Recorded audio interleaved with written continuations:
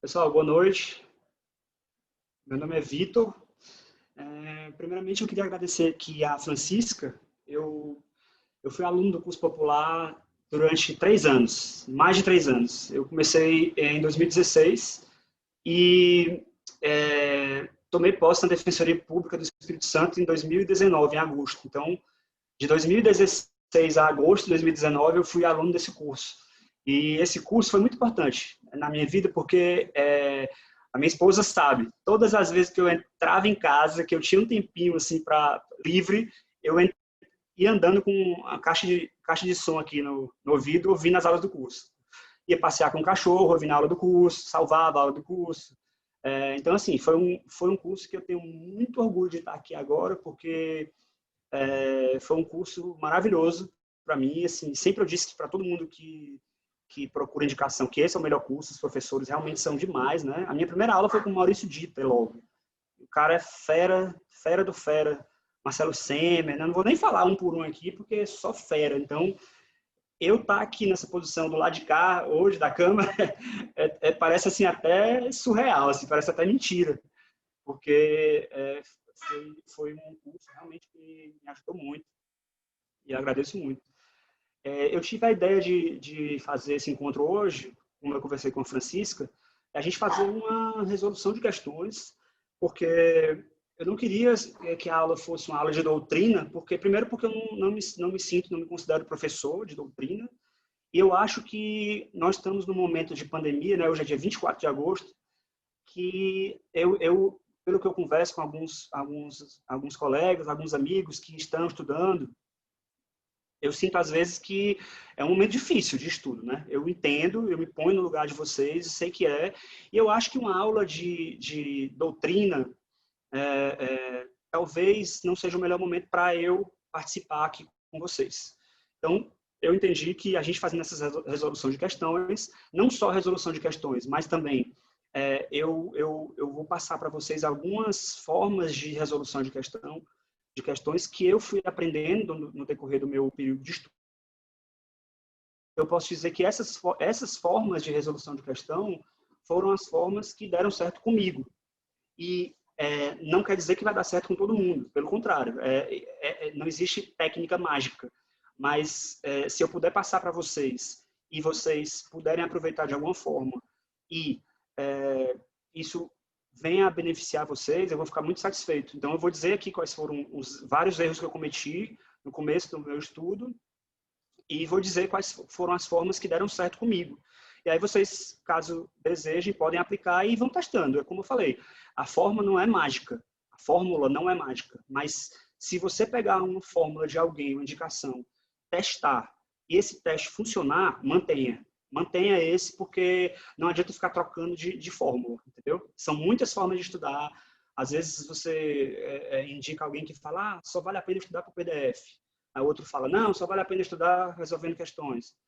Então, assim, ache a sua e prossiga nela que vai dar certo. Então, assim, só para dar um resumo, eu comecei a estudar em setembro, outubro de 2014, finalzinho de 2014, e parei no dia que eu fui nomeado, em julho de 2019. Então, assim, eu fiquei 5 anos, quase, 4 anos e meio, quase 5 anos estudando para defensor público. Nesse período, eu fiz algumas provas de promotor de justiça, mas até mesmo pela forma do estudo da prova, na segunda fase, eu via que não era aquela carreira que era para mim, assim, no meu futuro profissional. E aí eu decidi realmente focar na defensoria. Fiz todas as provas possíveis que eu podia fazer. Eu fui reprovado em várias e várias e várias, muitas mesmo, mais de 20. E consegui aprovação em 3. Alagoas, Rio Grande do Norte e Espírito Santo. Então, assim, esse período de 5 anos, eu passei esses 5 anos estudando e trabalhando. E quem estuda e trabalha, também eu gostaria de falar isso, porque, assim, é possível estudar e trabalhar e conseguir passar. Então, já tendo me apresentado, sem mais delongas, que o nosso tempo é ouro, eu vou passar aqui a transferência da tela, tá?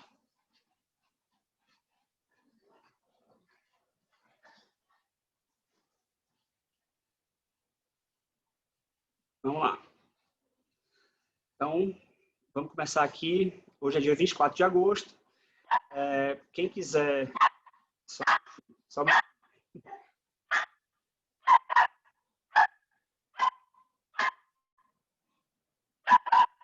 Só um minuto para resolver isso.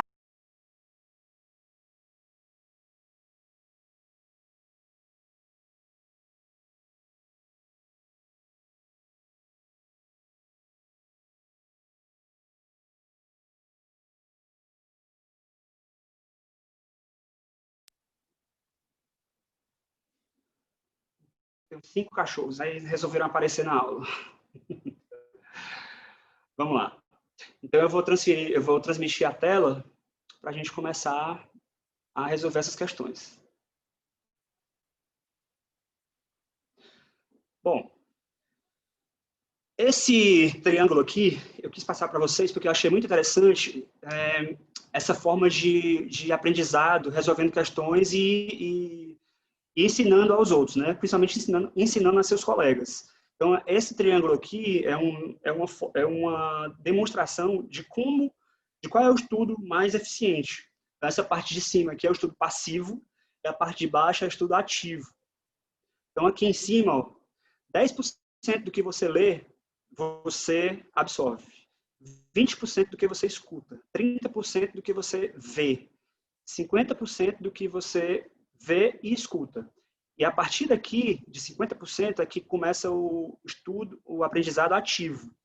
Você absorve 70% do que você diz e escreve e 90% do que você faz. Então, isso aqui eu li durante o meu período de estudo e sempre usei, porque a partir do momento que eu vi isso daqui, eu comecei a resolver mais questões e comecei a fazer mais revisões, que são essas revisões que eu vou passar para vocês. Então, vamos lá. Aqui é o seguinte, eu fiz tipo um mapa mental aqui para a gente começar, tá? Nós vamos falar sobre princípios institucionais, resolução de questões, os próximos concursos que eu entendo, que eu vi que vão sair, estão mais próximos, é Rio de Janeiro, Paraná e também previstos Sergipe e Rio Grande do Sul. É lógico que podem ter outros concursos previstos, mas esses aqui são os que eu conversei com pessoas que estão mais ligadas e eles disseram que são os próximos. Então, assim, quem tiver desanimado, pode animar porque vai sair mesmo. Então, hoje, como é que a gente vai fazer? Nós vamos resolver questões, né, por meio desse estudo ativo, que eu falei lá naquela pirâmide, e essas questões eu vou envolver o meu método pessoal de estudos que vocês podem, caso queiram, aproveitar. Como eu disse, se der certo, né? Se não der certo, não tem problema.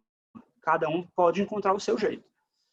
Então, por que estudar esse assunto de princípios institucionais? Porque em cada prova cai mais ou menos de 5 a 10 questões. E são questões relativamente fáceis, porque, como cai? Letra da lei. Então, você não precisa fazer um absurdo de um estudo detalhado. Não, você precisa, sendo bem sincero, decorar. Porque a gente sabe que a primeira fase de concurso é muito cruel, né? Ela é uma fase de decoreba mesmo. A maioria das questões é letra da lei, mesmo que a gente escute falar que CESP é jurisprudência, CESP é doutrina, se você pegar as estatísticas, não é bem assim. CESP também é muita letra da lei. 75% da prova, 80% da prova. Então, eu vou mostrar para vocês também aqui um método de decorar a letra da lei que funcionou comigo.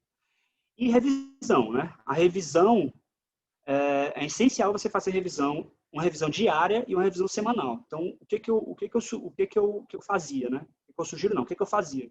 Eu usava um desses dois programas aqui, o OneNote ou Evernote, que são programas gratuitos, para você fazer anotações. Então, o OneNote é esse aqui, por exemplo.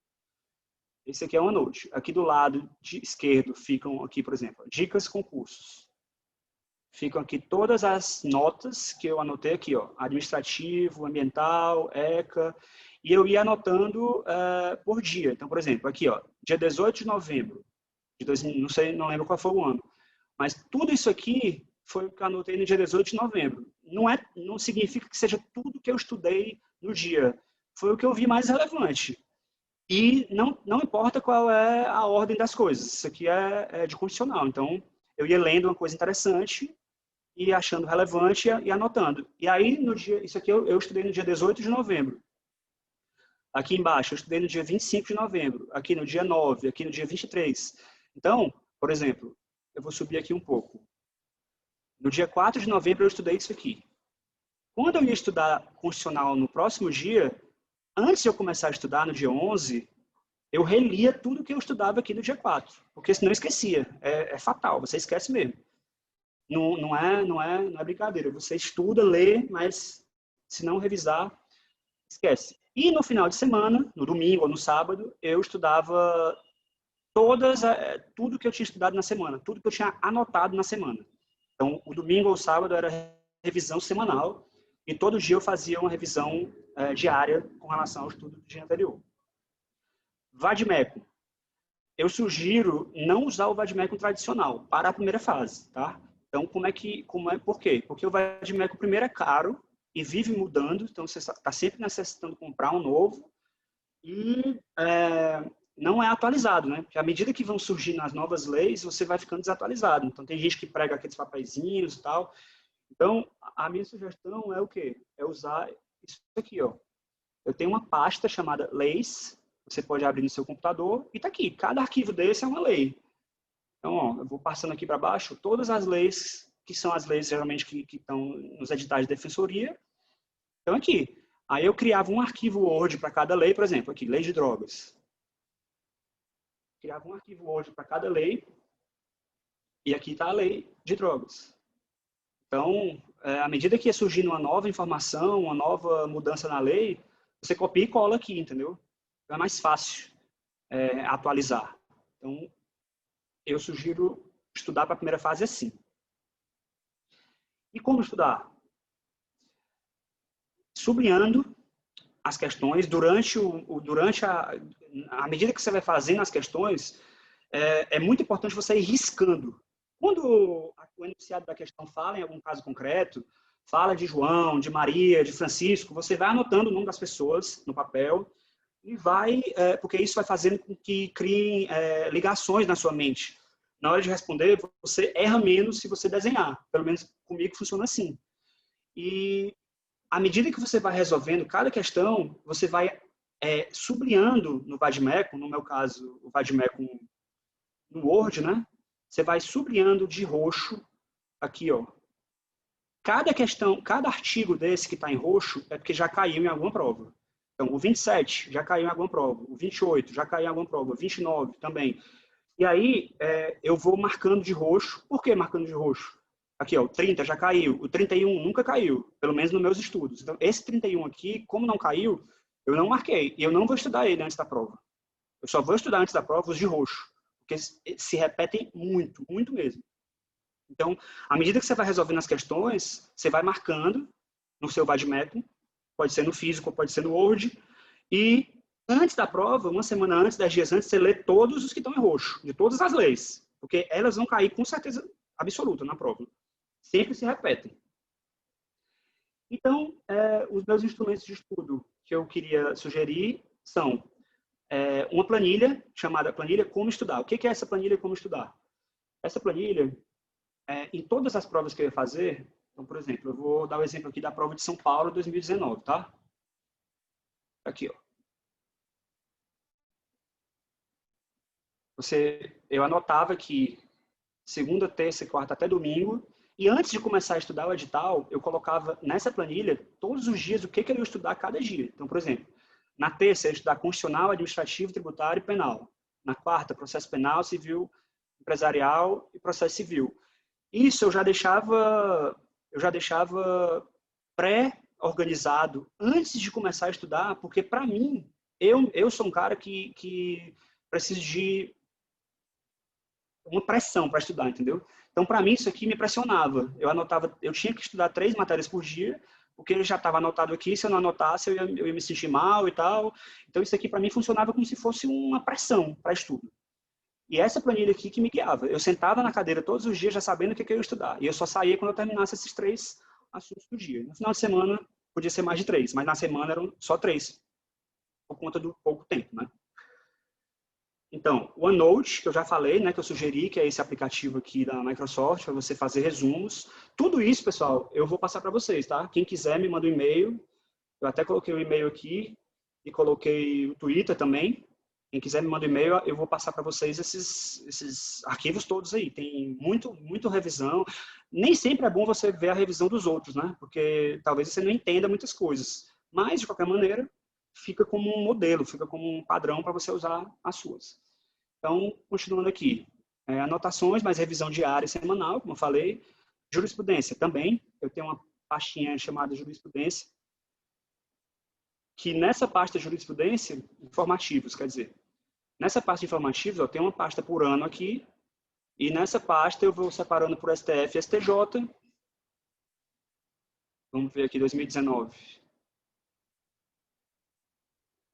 E aqui, por exemplo, informativo 930 do STF. Então, pegava pelo dizer o direito, né? Lia o informativo e depois, antes da prova, eu ia lendo só o que estava em amarelo, que são os assuntos principais do informativo também, para não demorar muito antes da prova. Então, por exemplo, desse informativo 930, que são 6 páginas, eu ia ler só isso daqui, ó. Só esse resumão aqui do começo, e essa parte de baixo, só o que está em amarelo. Porque eu já tinha sublinhado de amarelo, era, a meu ver, o que era mais importante. Então, também é muito importante revisar esses informativos. Jurisprudência, as leis no Word, que eu já falei, site de questões, e esse programinha GLNK, que é isso daqui, ó. Esse programinha permite você riscar na tela, assim, ó. Então, à medida que você vai fazendo a questão, para mim funcionava muito eu ir sublinhando o que estava errado na questão, entendeu? Por exemplo, quando eu via uma coisa absurda, eu já sublinhava. Porque a ideia era ir sublinhando as coisas absurdas para no final sobrar só uma ou duas questões, né? Que são geralmente aquelas duas que você fica em dúvida. Aí você reduz muito a sua possibilidade de se enganar, de se confundir. Porque se já está sublinhado é porque você bateu o olho ali, você viu que estava errado, é melhor não mudar mais. Porque também já é uma coisa científica comprovada que quando você faz uma escolha na prova, com a cabeça fresca, geralmente, se você altera essa opção, essa escolha, depois, com a cabeça cansada, você acaba errando. Então, bateu o olho, percebeu que é uma coisa que você percebe que está errado, risca e errou, está errado. Isso aí você não vai mais mexer. Porque se você mexer com a cabeça cansada, provavelmente vai dar problema. Então, assim, essa parte inicial era essa ideia de passar para vocês essas possibilidades aí de método de estudo e coisa e tal. É muita coisa diferente, né? Pode ser que nem todo mundo estude dessa forma, é diferente, muita informação, mas é como eu falei, eu fico totalmente à disposição para vocês me ligarem, ou mandar mensagem, e-mail, Twitter, qualquer coisa. E nós vamos começar a fazer as questões aqui usando esses métodos, tá? Então vamos lá. Primeira prova que a gente vai resolver aqui é justamente a Defensoria de São Paulo 2019, tá? Então eu vou abrir aqui o GLNK, que inclusive poderia ser um nomezinho mais simples, né? GLNK, um nome bem complicadinho. E vou marcar aqui essa canetinha vermelha, ó, que aí eu vou sublinhando à medida que eu vou verificando algum erro. Então vamos lá, por exemplo. Questão 74. Segundo o regramento da Defensoria Pública de São Paulo, a denegação de atendimento pela instituição deverá observar a seguinte norma. Então, aqui estão as opções da questão. A leitura tem que ser uma leitura mais detalhada e mais paciente possível. Muitas vezes eu errava, muitas vezes mesmo, por ser muito ansioso. Então, assim, às vezes você começa a ler e você já quer ir para o final. Às vezes você começa a ler e percebe que você sabe daquela questão, você fica torcendo internamente para ela terminar logo. Porque você sabe que até ali você acertou e não quer ler mais para não errar. Então, assim, muita atenção, ler palavra por palavra, com muita calma e desenhando. Então, geralmente eu desenho, eu faço a linha do tempo, assim, por exemplo. Questão de prescrição, o cara fala, em 2010, aí desenha aqui o 10. Em 2010, o cara, fulano de tal, foi preso. Em 2014, foi recebida a denúncia. Em 2020, transitou em julgado, entendeu? Você vai fazendo um desenhozinho assim, porque esse desenho vai te ajudar muito na hora de raciocinar. Principalmente lá pelo meio da prova, que você já está cansado. É natural você cansar também. Então, vamos resolver aqui essa primeira questão. Presume-se necessitada a pessoa natural que cumulativamente tenha renda familiar mensal não superior a 3 salários mínimos estaduais, não seja proprietária de bens imóveis e não possua recursos aplicados. Eu acho que isso aqui está errado. Cumulativamente, não. Para fins de análise de situação econômica, da situação econômica financeira, deve ser considerada renda familiar a soma dos rendimentos auferidos mensalmente pela totalidade dos membros. Totalidade, eu acho que está errado. Mesmo que você ache que seja errado, continua, tá? Pela totalidade dos membros da entidade familiar, maiores de 16 anos, excluindo-se eventuais despesas, colocação e medicamentos. Quando caracterizada hipossuficiência econômica, não cabe denegação por quebra de confiança na relação com o defensor, que eu acho que cabe. B. É direito do usuário da Defensoria Pública ter sua pretensão judicializada, desde que minimamente instruída, ainda que o defensor público entenda o pleito como inconveniente aos interesses do usuário. Essa, vou deixar aí porque não, a princípio pode parecer correto. O exercício da curadoria especial não depende de considerações prévias sobre a situação econômica e financeira do interessado. Bom, aqui, quando eu resolvi a primeira vez, óbvio que antes de vir para a aula eu já resolvi, eu já sei a questão, né? Mas eu estou falando para vocês como seria numa primeira vez. Na primeira vez que eu resolvi, eu fiquei em dúvida nessas duas. E aí, como é que a gente vai saber qual é a que tem mais probabilidade de estar correta? Porque é o seguinte, nessas questões de concurso de primeira fase, vocês podem já ter ouvido isso, é muito comum as pessoas falarem que você tem que ir na menos errada. Vai na menos errada, porque às vezes nem sempre... Mas o que é menos errada? Se eu acho que as duas estão corretas, é muito difícil você filtrar isso. Então, assim, na dúvida, qual é a solução que eu encontrei? Nem sempre vai dar certo, mas a solução que eu encontrei me ajudou muito. Vai na que está mais direta à redação, tá? Vai na que a redação estiver mais direta. Se a redação tiver muito todavia, somente, contudo, mas provavelmente essa não vai ser a correta. Na que estiver mais direta vai ser provavelmente a correta. Então, vamos lá ver se isso se encaixa aqui. É direito do usuário da Defensoria Pública ter sua pretensão judicializada, desde que minimamente instruída. Esse desde que aqui, segundo essa tática, já causa uma estranheza. Desde que minimamente instruída, ainda que também já causa uma estranheza, porque não está fazendo com que a redação seja muito direta. Agora vamos para E. O exercício da curadoria especial não depende de considerações prévias sobre a situação econômico-financeira do interessado. Então vamos lá. Eu não vou mentir para vocês, a gente tem que chutar também na prova objetiva. É muito natural, você chutar não é depreciação, não. Entre essas duas aqui, eu chutaria E, porque ela é a mais direta, entendeu? E justamente a resposta dela é E. Então, caso vocês tenham alguma dúvida daqui para frente, no chute, testem essa tática, porque se vocês se derem bem com ela, continua usando, porque é uma tática que comigo me fez muito bem. Você chutar na que for a redação mais direta. Então, por que está correta? Agora vamos para o direito, né? Vamos sair da artimanha e vamos para o direito. Por que está correto? Porque em São Paulo tem uma deliberação, que é a deliberação 89 do Conselho Superior.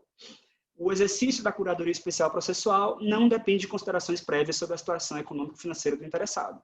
Porém, convém registrar que o exercício da curadoria especial de quem não é hipossuficiente não implica gratuidade constitucionalmente deferida apenas aos necessitados, devendo ser promovida a cobrança de honorários. O que significa isso? Significa o seguinte, por muitos anos teve uma discussão sobre de quem seria o papel da curadoria especial. A curadoria especial é um instrumento para aquelas pessoas que não têm representante legal e que precisam demandar na justiça. Então, com quem que vai ficar? Quem é que vai representar legalmente uma pessoa de 10 anos de idade que está demandando na justiça e não tem ninguém por ele? Foi definido no Código de Processo Civil de 2015, né? O Código de Processo Civil recente, no artigo 72, que a curadoria especial deve ser exercida pela Defensoria Pública. Então, aqui, ó, 72. Vocês estão vendo aqui que já está marcado de roxo, né? que já caiu muitas vezes essa questão. O juiz nomeará curador especial ao incapaz se não tiver representante legal e se os interesses deste colidirem com os daquele. Então, outra coisa interessante para você usar o vadimeco no Word é isso daqui, ó. Incapaz se não tiver representante legal ou se os interesses deste, isso aqui, deste representante legal, fui eu que escrevi, além do que já estava na lei. Porque, não sei, eu achei que ia me confundir se eu deixasse deste, daquele. Então, eu falei, deste representante legal colidirem com os interesses daquele incapaz. Então, fica mais, a meu ver, fica melhor a linguagem. Ao réu preso revel e ao réu revel citado por edital ou com hora certa. Por que está em roxo revel aqui e revel aqui? Porque isso já caiu várias vezes. Na questão aparece que será nomeado curador especial ao réu preso. E aí você marca e erra. É réu preso revel. E aqui também revel. E a curatela especial será exercida pela Defensoria Pública. Então, essa questão eu resolvi no que é concursos, na época. Vi que a resposta estava no artigo 72 e marquei o artigo 72 aqui de roxo. Antes da prova, aí você lê só os roxos. Então, vamos lá, continuando para a próxima questão. Essa questão 75 é uma questão específica de São Paulo. E ela é bem chatinha, porque é uma questão que está só na lei de São Paulo. Então, essa lei de São Paulo, quando tiver um próximo concurso de São Paulo, você vai ler essa lei de São Paulo umas 3 vezes. Uma logo no começo do seu estudo, outra faltando uns 10 dias e outra faltando 2 dias. Porque senão você vai esquecer, porque é uma lei muito chatinha. Mas vamos lá. Nessa prova aqui de São Paulo, eu vou ler essa lei com vocês, porque é a lei do Estado da maioria das pessoas aqui, né? Então, vale a pena a gente se dedicar a ela.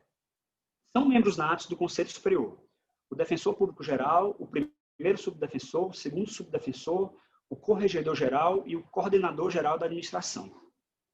Para chutar essa é quase impossível, né? Você tem que ter lido, é muito difícil mesmo. Então, vamos lá.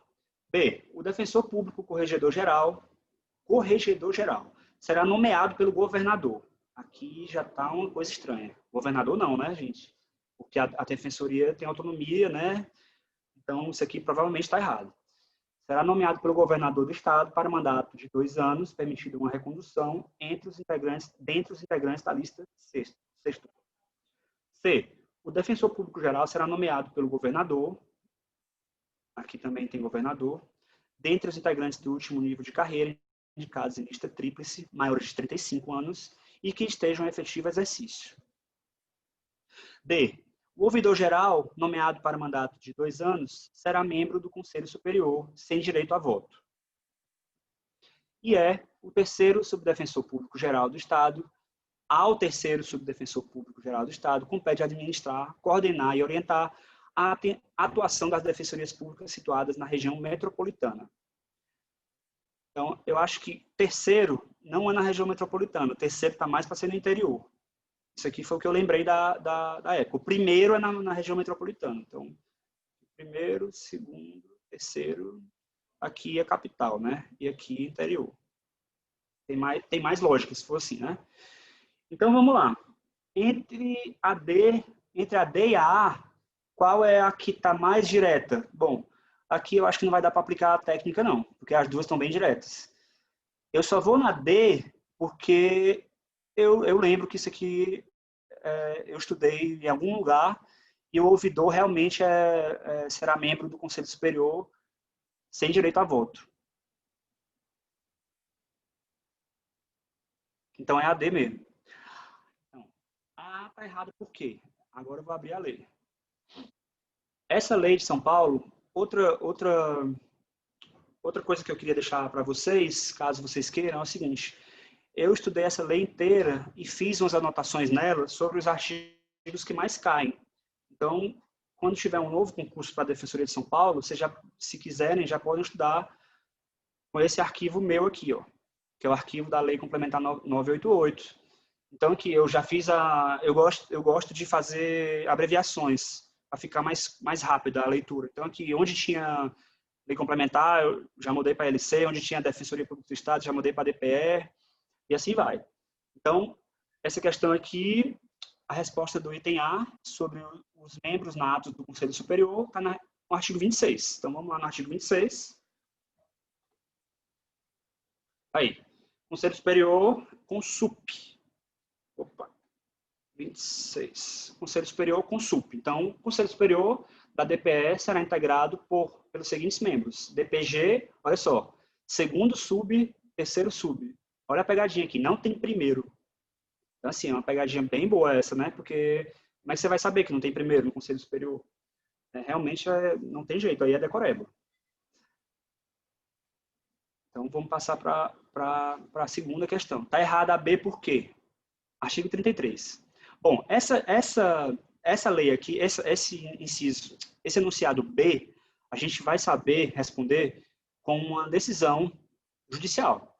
Decisão do STF que falou o seguinte: a lei estadual que atribui competência ao governador de estado de nomear ocupantes de cargos administrativos na estrutura da defensoria, ou seja, subdefensor, ouvidor, corregedor, defensor público-chefe, viola a autonomia administrativa da defensoria pública, bem como as normas gerais.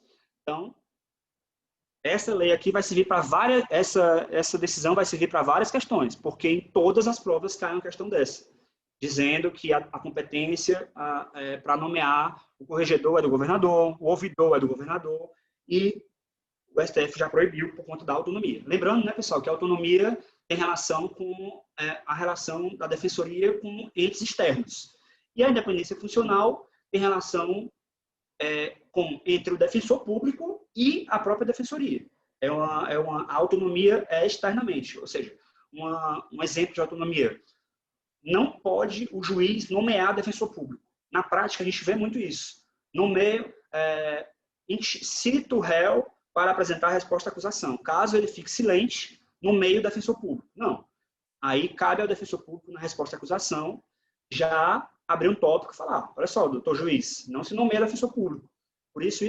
Na verdade, a defensoria pública é autônoma, você envia os autos para a defensoria, remete os autos para a defensoria, com vista. Onde for físico, vai ao processo físico. Onde for eletrônico, vai eletrônico. E lá, cabe ao próprio defensor público analisar a situação, se ele vai atuar ou não. Não cabe ao juiz. Então, isso é um aspecto uma consequência da autonomia da defensoria pública. Então, C. O que está errado? C, artigo 13. Como será nomeado o defensor público geral? Então, vamos lá. Artigo 13. O DPG será nomeado pelo governador, dentre os integrantes do quadro ativo, em lista tríplice, maiores de 35, e olha aqui, que tenha ingressado há pelo menos 8 anos e estejam em exercício nos últimos 3 anos. A questão fala só que estejam em exercício, olha aqui, ó, no finalzinho. Então, o peguinho aí é essa parte aqui dos últimos 3 anos. Tem que estar em exercício nos últimos 3 anos, por isso está errado. Letra D está correta, artigo 26. Vamos lá no artigo 26. Ó, o Conselho Superior será integrado, a gente já viu esse caput, né? Artigo 26, parágrafo 2º. Todos os membros do CONSUP, do Conselho Superior, exceto o ouvidor geral, terão direito a voto, cabendo ao DPG o desempate. Então, o ouvidor geral não terá direito a voto. Está aqui, ó. O ouvidor geral, nomeado para mandato de 2 anos, será membro do Conselho Superior sem direito a voto. Essa questão também de sem direito a voto pelo ouvidor cai em todas as provas. Cai muito isso. Porque, a princípio, é uma coisa contraintuitiva, né? Por que o ouvidor não vai ter direito a voto? Bom, ele não vai ter direito a voto porque o ouvidor não faz parte dos quadros da instituição. O ouvidor, ele é um membro da instituição que vem da sociedade civil.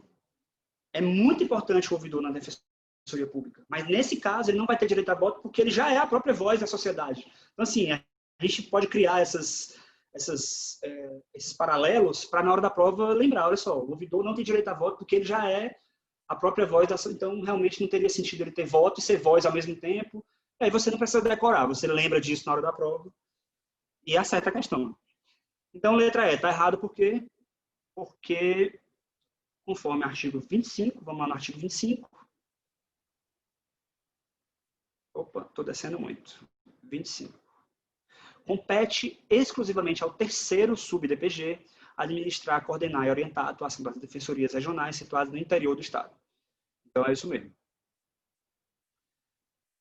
Pessoal, vocês podem perguntar, né? Normalmente, pode ficar à vontade, tá? Se quiser perguntar, interromper. Então, vou fechando aqui e vamos prosseguindo. Agora, evolução histórica do acesso à justiça aos mais vulneráveis. Também é uma questão muito recorrente. Vamos resolver aqui. Letra A. A Constituição de 67 atribuiu à União e aos Estados o dever de prestar assistência jurídica aos necessitados. 67 foi logo depois do golpe de 64, né? Era um período de repressão. É muito difícil, nesse período de repressão, ter assistência jurídica na Constituição, né? Então já está estranho aqui, ó. Prestar diretamente assistência jurídica aos necessitados ou fazê-lo subsidiariamente por meio de advogados particulares conveniados.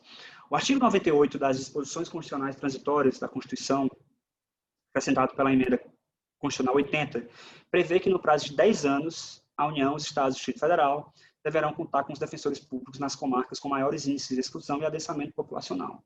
Aqui são 8 anos, né, pessoal? 8 anos. A Constituição de 88 adotou o modelo público, atribuindo à Defensoria Pública o dever de prestar assistência judiciária. Olha só. Jurídica, né? Jurídica. Judiciária era no passado, né?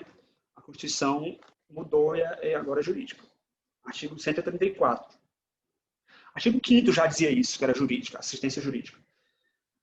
A Lei 10.6050, editada sob a égide da Constituição de 46, adotou o modelo judicare, devendo o Estado remunerar os advogados particulares que atuassem em favor das pessoas necessitadas. Essa eu ficaria na dúvida. A Constituição de 34 previa em caráter inédito que a União e os Estados deveriam conceder assistência judiciária aos necessitados. Também fiquei na dúvida nessa. Então, o que acontece? Modelo judicare. Eu não sei, eu não lembro se na Lei 10.60 era o modelo judicare ou já era o modelo público, que é o modelo da Constituição. E vamos reler a Constituição de 34 previa, em caráter inédito, que a União e os Estados deveriam conceder assistência judiciária aos necessitados. Bom, eu vou de porque eu estou com uma dúvida aqui com relação a isso. Então, essa dúvida aqui me fez descartar, porque aqui eu não tive nenhuma dúvida. Eu lembro que realmente foi em 34 que foi a Constituição, essa Constituição de 34 foi uma Constituição que promoveu muitos direitos. Promoveu o direito a voto feminino, era uma Constituição bem social. Então, provavelmente é a letra E. Vamos lá. Letra E, que é a Constituição da Era Vargas. Então, vamos lá. A Constituição de 67 está errada por quê? Porque previa assistência judiciária. Então, a Constituição de 67 previa assistência jurídica, ou previa o dever do Estado promover assistência judiciária, e não assistência jurídica. A B está errada porque são 8 anos. C está errada porque a assistência prevista na Constituição é assistência jurídica e não judiciária. E a E está correta, a D está errada, porque o modelo realmente foi um modelo público na Lei 10.60. Vamos abrir aqui essa lei. Isso aqui é interessante. Como era 1950, 10.60, está aqui a Lei 10.60. Vamos abrir ela aqui. Artigo 5º. O juiz, se não tiver fundadas razões para indeferir o pedido, deverá julgá-lo de plano, motivando ou não o deferimento dentro do prazo de 72 horas. Deferido o pedido, o juiz determinará que o serviço de assistência judiciária organizado e mantido pelo Estado. Olha aqui. Então, não é judicare. Só para a gente relembrar, o que são esses modelos judicare e modelo público, que também caem muito. Eu fiz aqui um resuminho para vocês dos modelos aqui do lado direito. Vocês conseguem ver o mouse mexendo aqui? Consegue, né? Tá, então, aqui do lado direito, vão ter os modelos. Ó. De forma bem objetiva. Modelo pro bono é um modelo caritativo. Os advogados, até hoje, podem fazer essa prestação pro bono. Inclusive, está no Estatuto da OAB. Você atende determinada pessoa de forma caritativa pela sua boa vontade. Então, assim, não tem obrigação nenhuma, é um modelo totalmente caritativo. O modelo judicare é um modelo caso a caso. Ou seja, mais ou menos como funciona a advocacia dativa atualmente. A grande diferença da advocacia dativa é porque o modelo judiciário originário, ele previa uma relação de confiança entre o cidadão e o advogado. Mas a gente que trabalha na justiça criminal sabe que não é assim, porque o advogado dativo, ele é nomeado por uma lista, né? Não é a pessoa que escolhe. Existe uma lista lá, uma ordem, e o juiz nomeia o advogado dativo. As críticas é justamente que, no caso do Brasil, não tem relação de confiança nenhuma, é uma lista. Existe um viés patrimonial individualista, sem dedicação exclusiva, ou seja, não existe demanda coletiva, existe um interesse muito financeiro em cada atuação, que é justo, lógico, o advogado precisa sobreviver, precisa ganhar o seu dinheiro, e ele é mais caro do que o modelo da Defensoria Pública. Por incrível que pareça, muita gente diz o contrário, mas não. Já tem estudos que provam isso. O modelo de advocacia dativa é mais caro que a Defensoria Pública. Modelo Salaried Staff, que é o modelo público. Salaried Staff significa equipe remunerada, assalariada. É o modelo da Defensoria Pública. E quais são as vantagens? Custos e adequação ao Brasil, porque o Brasil, por ser um país muito problemático do ponto de vista social, precisa de uma instituição que acoberte as pessoas vulneráveis, né? Não só num viés individualista e patrimonial, mas sim num viés social. A Defensoria Pública é essa instituição. Atuação estratégica da Defensoria Pública, dedicação exclusiva, paridade de armas com o MP, muito importante isso aqui. A Defensoria Pública luta dia a dia, por isso aqui ainda não conseguiu. Mas essa luta é essencial para o direito de defesa. E só com a Defensoria Pública que é possível essa luta ser concretizada. Como eu tinha falado, atuação sobre o viés social, adequada à realidade brasileira, e a OEA, que é a Organização dos Estados Americanos, já expediu todas essas resoluções aqui, vangloriando o modelo brasileiro e estimulando aos países americanos que não tenham o modelo brasileiro, que usem o modelo brasileiro. Além disso, o STF, nessas decisões aqui, já consolidaram que o modelo brasileiro é o modelo adequado. Então, fica aqui esse texto para vocês utilizarem quando forem estudar, porque esse resumo geralmente cai em todas as provas. Outra coisa que eu queria relembrar com vocês, com relação ao tema do acesso à justiça, é a questão das ondas do acesso à justiça, que vocês também já devem ter estudado, e eu peço licença aqui para relembrar rapidamente. Como é que surgiu essa ideia de ondas de acesso à justiça, que também cai em toda prova? Estou falando que tudo cai em toda prova, né? Que cai em muitas provas. Isso começou com um projeto chamado Projeto Florença, de 71, que deu origem a essa obra, Acesso à Justiça, de Mauro Capelletti e Brian Gart. Por que eles tiveram essa ideia? Porque eles verificaram esses 3 problemas principais aqui com relação ao acesso à justiça. A questão econômica, as desigualdades e os entraves processuais. E aí eles começaram a pensar em soluções. E essas soluções é que são chamadas de ondas renovatórias, que é a nomenclatura usada até hoje. Quais são as ondas e quais são as soluções? Bom, primeira onda renovatória para solucionar a questão econômica é a onda relativa à assistência judiciária gratuita. Então, para você solucionar o problema da questão econômica, você precisa conceder assistência judiciária gratuita para que se promova o acesso à justiça. Segunda onda, problemas relacionados à efetivação dos direitos coletivos, justamente porque não existia essa possibilidade de você acessar a justiça, o cidadão acessar a justiça e ter a sua demanda resolvida de forma coletiva. Tinha que entrar de um por um, e isso causava uma série de problemas que até hoje nós temos. Terceira onda, é o novo enfoque de justiça, mais simples e acessível. O linguajar da justiça é importante. A gente que atua na Defensoria Pública, e vocês que serão defensores públicos, vão verificar isso. Nesse momento de pandemia, a gente não pode escrever para o assistido que o seu processo foi prolatada a sentença na data tal e não cabe mais recurso, por conseguinte, ocorreu o trânsito julgado. Jamais, você não pode falar assim. Você tem que falar que o juiz deu a sentença no dia tal e você ganhou o processo e agora a outra parte vai ter um prazo para apresentar um recurso. Então, assim, a linguagem simples, acessível, porque as pessoas não têm acesso à essa linguagem juridiquês, né? Atualmente se fala em mais 2 ondas, tá? Até pouco tempo atrás, as provas só vinham com essas 3 ondas aqui, ó.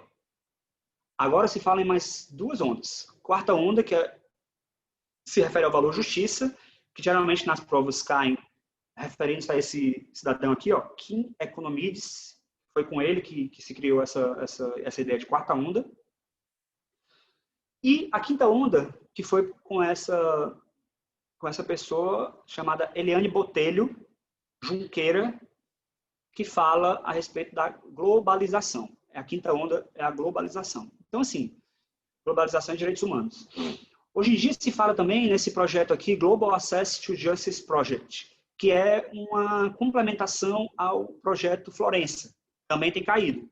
E o que é o Global Access to Justice Project? O objetivo tem o objetivo de revisitar algumas premissas do projeto Florença, é um complemento, sendo certo que diversos defensores públicos estão capitaneando a iniciativa, motivo pelo qual o tema merece atenção especial. Então, outro ponto que eu queria deixar claro aqui para vocês, que pode cair em prova que eu não vi ainda caindo, é essa questão do ombudsman. Por quê? Porque em julho saiu uma decisão do STF, decisão em que o ministro Gilmar Mendes, essa ADIM aqui, nessa ADIM, está sendo julgada, ainda falta um voto, está sendo julgada a separação das funções entre a advocacia e Defensoria Pública. A OAB entrou com essa ADIM para que a Defensoria Pública ficasse sujeita às normas da OAB, à corregedoria, ao Tribunal de Ética da OAB e etc. No momento, se eu não me engano, é 9-0 ou 10-0 a favor da Defensoria Pública, ou seja, pela inconstitucionalidade, pela improcedência da ADIM. E, no seu voto, o ministro Gilmar Mendes falou que a Defensoria Pública é o ombudsman da sociedade. Isso é muito importante porque a doutrina já falava isso, principalmente a doutrina do Franklin Roger e do Rio de Janeiro. E o que é esse ombudsman? Em resumo, o ombudsman ele fica aqui, ó, entre a população e os poderes constituídos. Ele é o canal, ele fica aqui, ó, ele é o canal entre a população e os poderes constituídos. Então, justamente, né, é a defensoria que atende as pessoas, né? A defensoria que atende os assistidos, a defensoria que atende os usuários, é a defensoria que fica frente a frente com as pessoas, que sente o cheiro das pessoas, que toca nas pessoas. Então, é como o Gilmar Mendes falou, é o verdadeiro ombudsman. Então, quando cair na prova, lembrem disso. Ombudsman é o que fica no meio do caminho, que fica como intermediário entre a população e os poderes constituídos. Então, essa questão aqui, a gente reviu muitos temas interessantes que caem em muitas provas e vamos passar para adiante. Questão 77. Mais uma questão referente à autonomia. Decorrem da autonomia funcional, administrativa e financeira conferida à Defensoria Pública de São Paulo as seguintes atribuições. Vamos lá. Relembrando aquilo que a gente falou no começo sobre a autonomia. A autonomia é uma coisa, independência é outra. A autonomia está relacionada com órgãos e poderes externos. Ou seja, é a autonomia da Defensoria Pública perante o Poder Judiciário, por exemplo. Tá? Então, a gente vai analisar aqui na questão qual desses itens tem a ver com atuação externa da Defensoria. Se o item falar sobre alguma atuação interna, burocrática, aí provavelmente vai estar errado. Então, vamos lá. Ele quer a atribuição que decorra da autonomia. Então, vamos lá. Autorizar o porte de arma aos seus membros. Seus membros é algo interno, né? Então, deve estar errado. Criar cargos de apoio para atendimento multidisciplinar. Também, cargo de apoio é uma questão interna. Elaborar sua proposta orçamentária. Também é uma questão interna. Dentro dos limites estabelecidos na Lei de Diretrizes Orçamentárias, encaminhando-se diretamente à Assembleia Legislativa. Isso aqui está errado, você tem que encaminhar ao governador. B.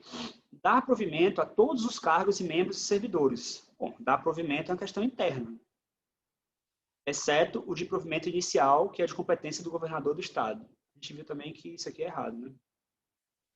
C, que é a correta. Emitir carteira funcional conforme o modelo nacional, que valerá como documento de identidade e terá fé pública em todo o território nacional. Então, esse aqui, de todos os itens, é o item que mais tem a ver com a atuação externa. Então, assim, eu quis destacar essa questão porque é uma questão que a gente pode resolver mesmo sem saber o que está escrito na lei especificamente. Porque você pensa, olha só, autonomia é defensoria com uma relação externa entre a defensoria e outros órgãos e outras instituições. Qual dessas tem mais a ver com relação externa? É a C. Então, a gente vai na C porque é a menos errada, né? Então, vamos lá. Por que a A está errada? Agora vamos para o direito mesmo. Por que a A está errada? Porque não tem previsão de porte de arma na Lei Complementar 80, nem na Lei Complementar da Defensoria de São Paulo 988. Alguns estados têm, mas São Paulo e LC 80 não. B, está errada por quê? Por conta do artigo 97A1 da Lei Complementar 80. Vamos lá para ele.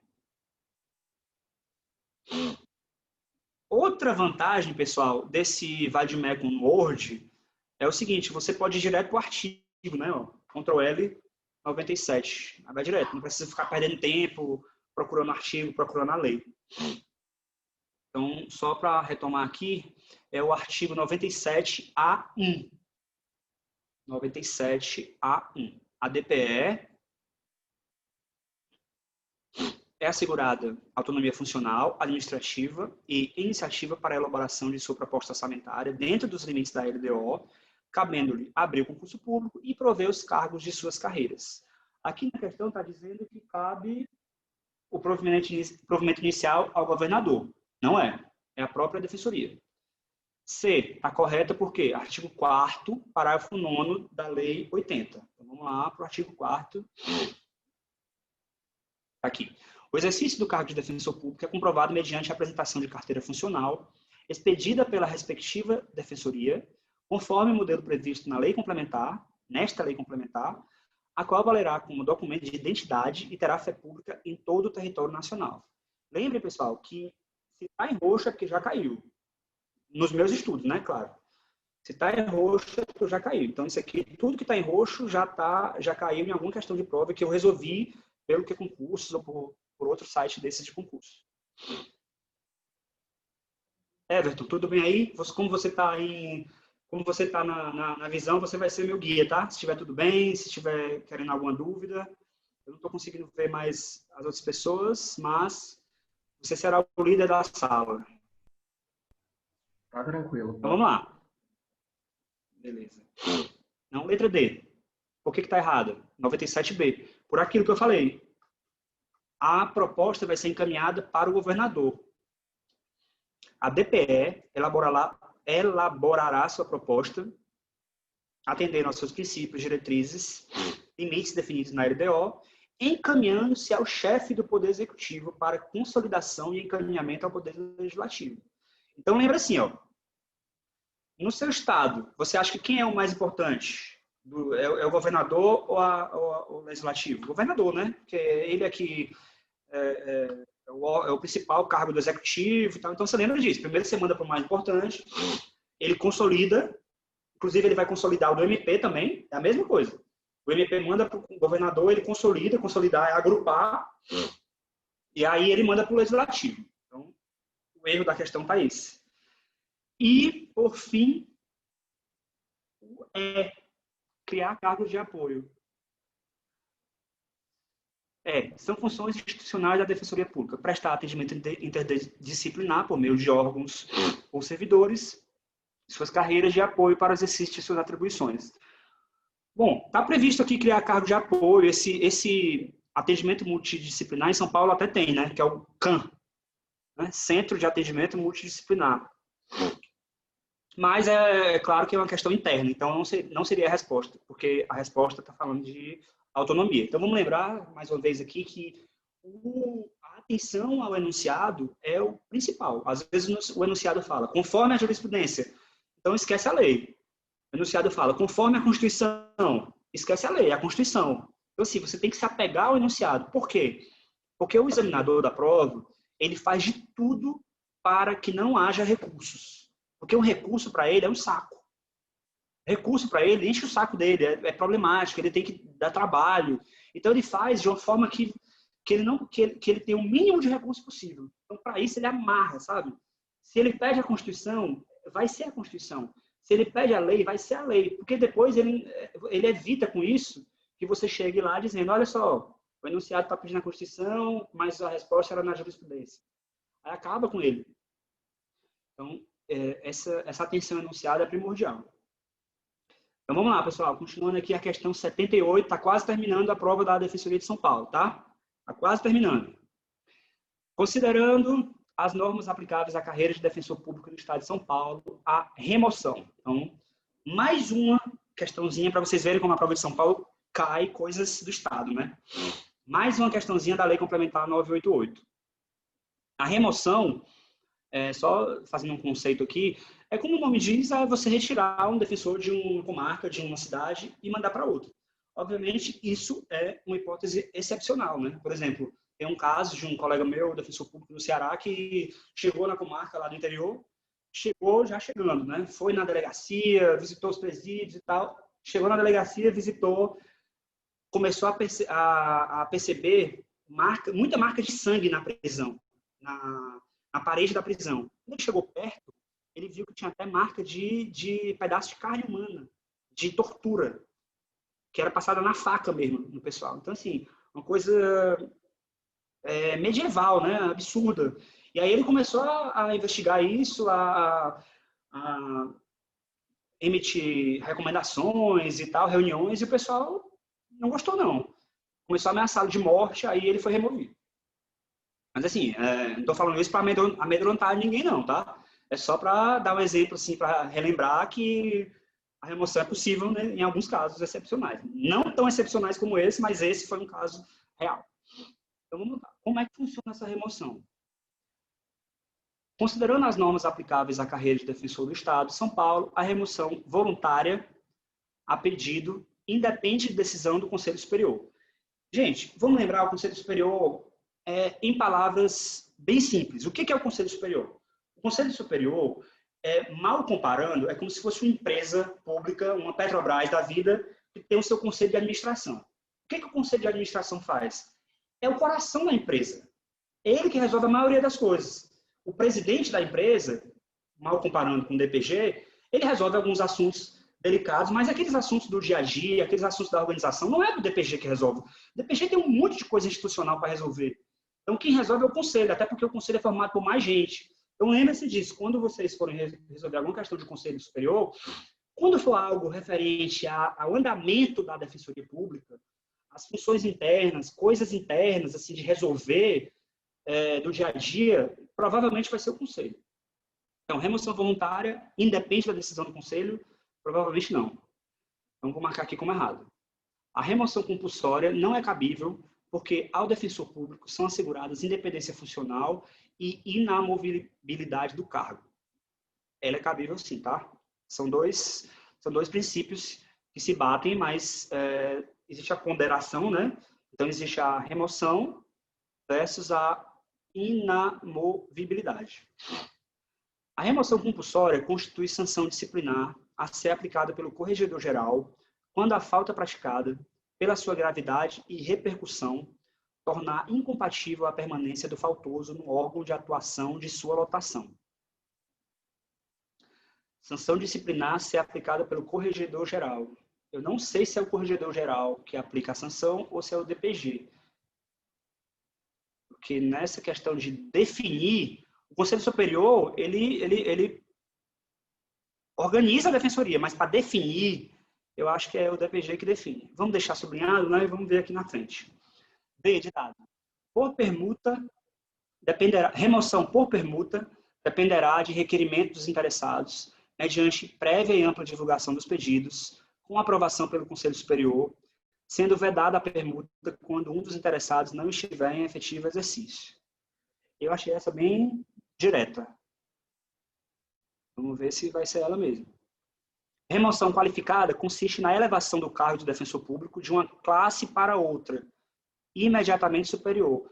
É estranho, né? Porque de uma classe para outra, eu não sei se vocês já atuaram no serviço público ou já leram, com certeza já leram administrativo, você passar de uma classe 1 para 2, isso tem critérios, né?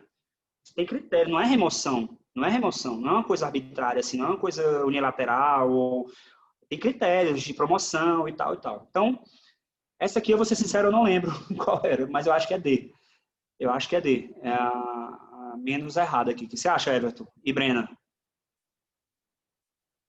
D mesmo? Vamos ver.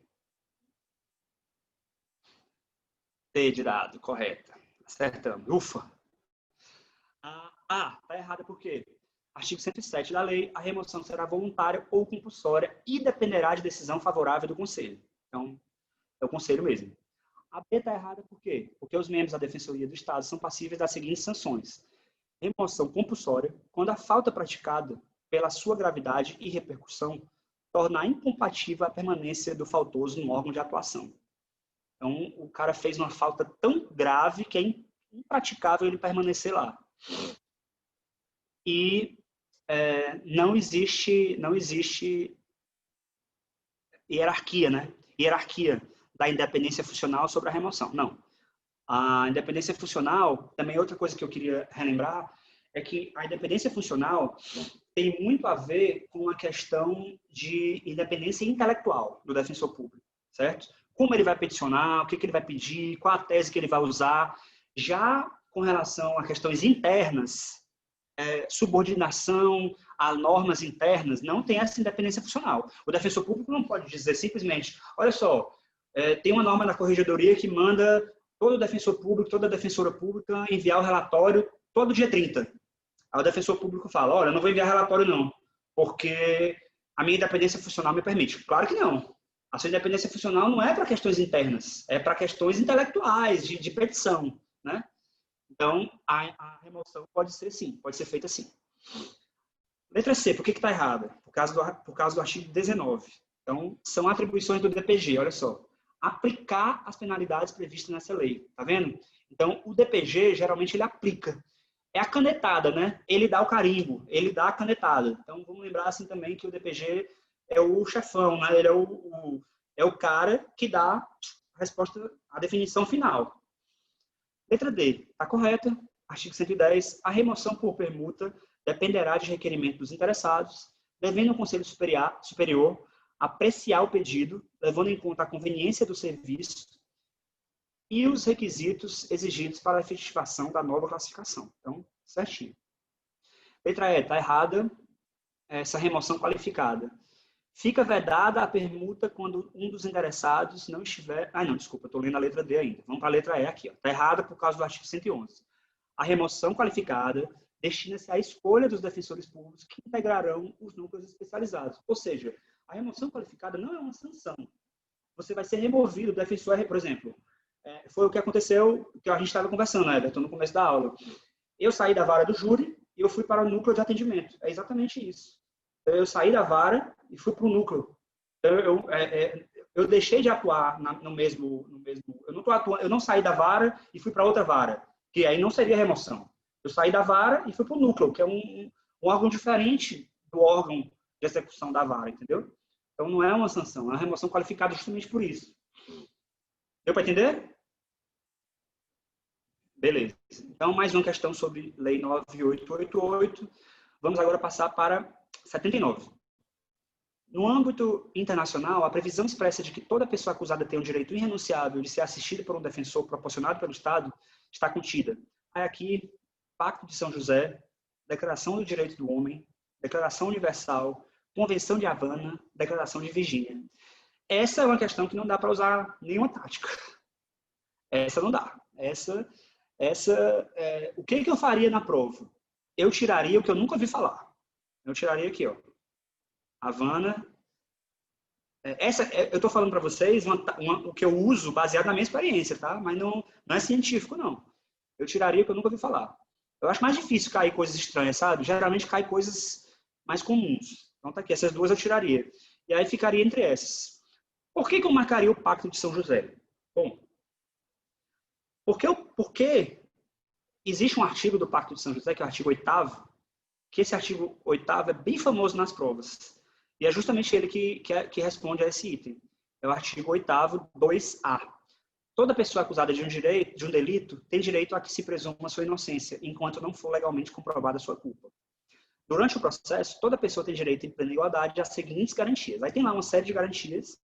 A letra E diz: direito irrenunciável de ser assistido por um defensor proporcionado pelo Estado, remunerado ou não, segundo a legislação interna, se o acusado não se defender ele próprio, nem nomear defensor, no prazo estabelecido pela lei. Então, é algo que a gente tem que saber mesmo, mas não se preocupem porque esse artigo também está marcado de roxo, porque já caiu várias vezes. Caso vocês queiram as normas internacionais, eu também tenho aqui, ó. Então, a Convenção Americana de Direitos Humanos, se eu não me engano, é 60 e poucos, 69, eu acho. Aqui, 69. E, justamente, o artigo 8º dela deve estar marcado. Aqui, marcadinho. Ele já caiu outras vezes. Ó. Esse inciso D de dado aqui cai muito. É o direito do acusado se defender por um defensor de sua escolha, ou seja, primeiramente, em primeiro lugar, ele tem o direito de escolher um advogado. Caso o seu advogado não seja possível atuar, aí sim, a Defensoria Pública vai ser chamada, né? Então, essa questão aqui é uma questão que faz com que a gente precise ler esses pactos internacionais aqui, mas como eu falei, leiam o que está em roxo, porque o que está em roxo é o que vai cair. Então, se você for ler aqui a Declaração Universal, vai estar em roxo também, e aí não precisa ler tudo, não. Estou falando para quem não tem muito tempo e tal. Se você tem muito tempo, ok, mas se não tiver, leia o que está em roxo, que é bem eficaz. Questão 80. Nas ações judiciais em que a parte vencedora for patrocinada pela Defensoria Pública de São Paulo, havendo condenação em honorários advocatícios, tais recursos... Aí vamos lá. Para onde é que vão os recursos dos honorários advocatícios? Lembrando que os honorários advocatícios não são para o defensor público, né? Porque o defensor público recebe por subsídio, não recebe honorários. Então, vamos resolver aqui a questão subriana. Havendo condenação em honorários, tais recursos serão repassados à Fazenda Estadual? Não, né, gente?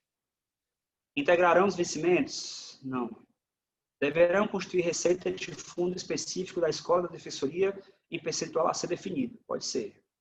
Deixa aqui um Czinho que pode ser.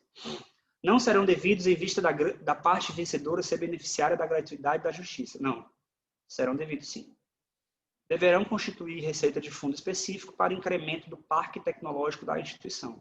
Bom, como eu nunca vi falar isso aqui, eu iria nascer mesmo, porque é algo mais que eu tenho mais na memória.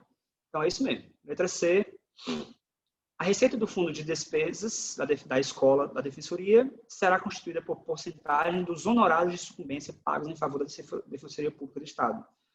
Recursos orçamentários, doações, taxas e valores cobrados nos concursos de ingresso e cursos realizados, bem como por recursos oriundos de prestação de serviços a terceiros. A Escola da Defensoria de São Paulo é uma grande escola, né, pessoal? Vocês já devem ter visto o site, tem muitos cursos bons. Então, a prova de São Paulo foi. Certo? Vamos passar adiante. Alguma informação, Everton? Posso prosseguir? Beleza. Vamos passar para a prova do DF, que é CESP. Aplica-se à Defensoria Pública. Só lembrando que a prova do DF é certo ou errado, né? Então, eu já vou começar a marcar aqui.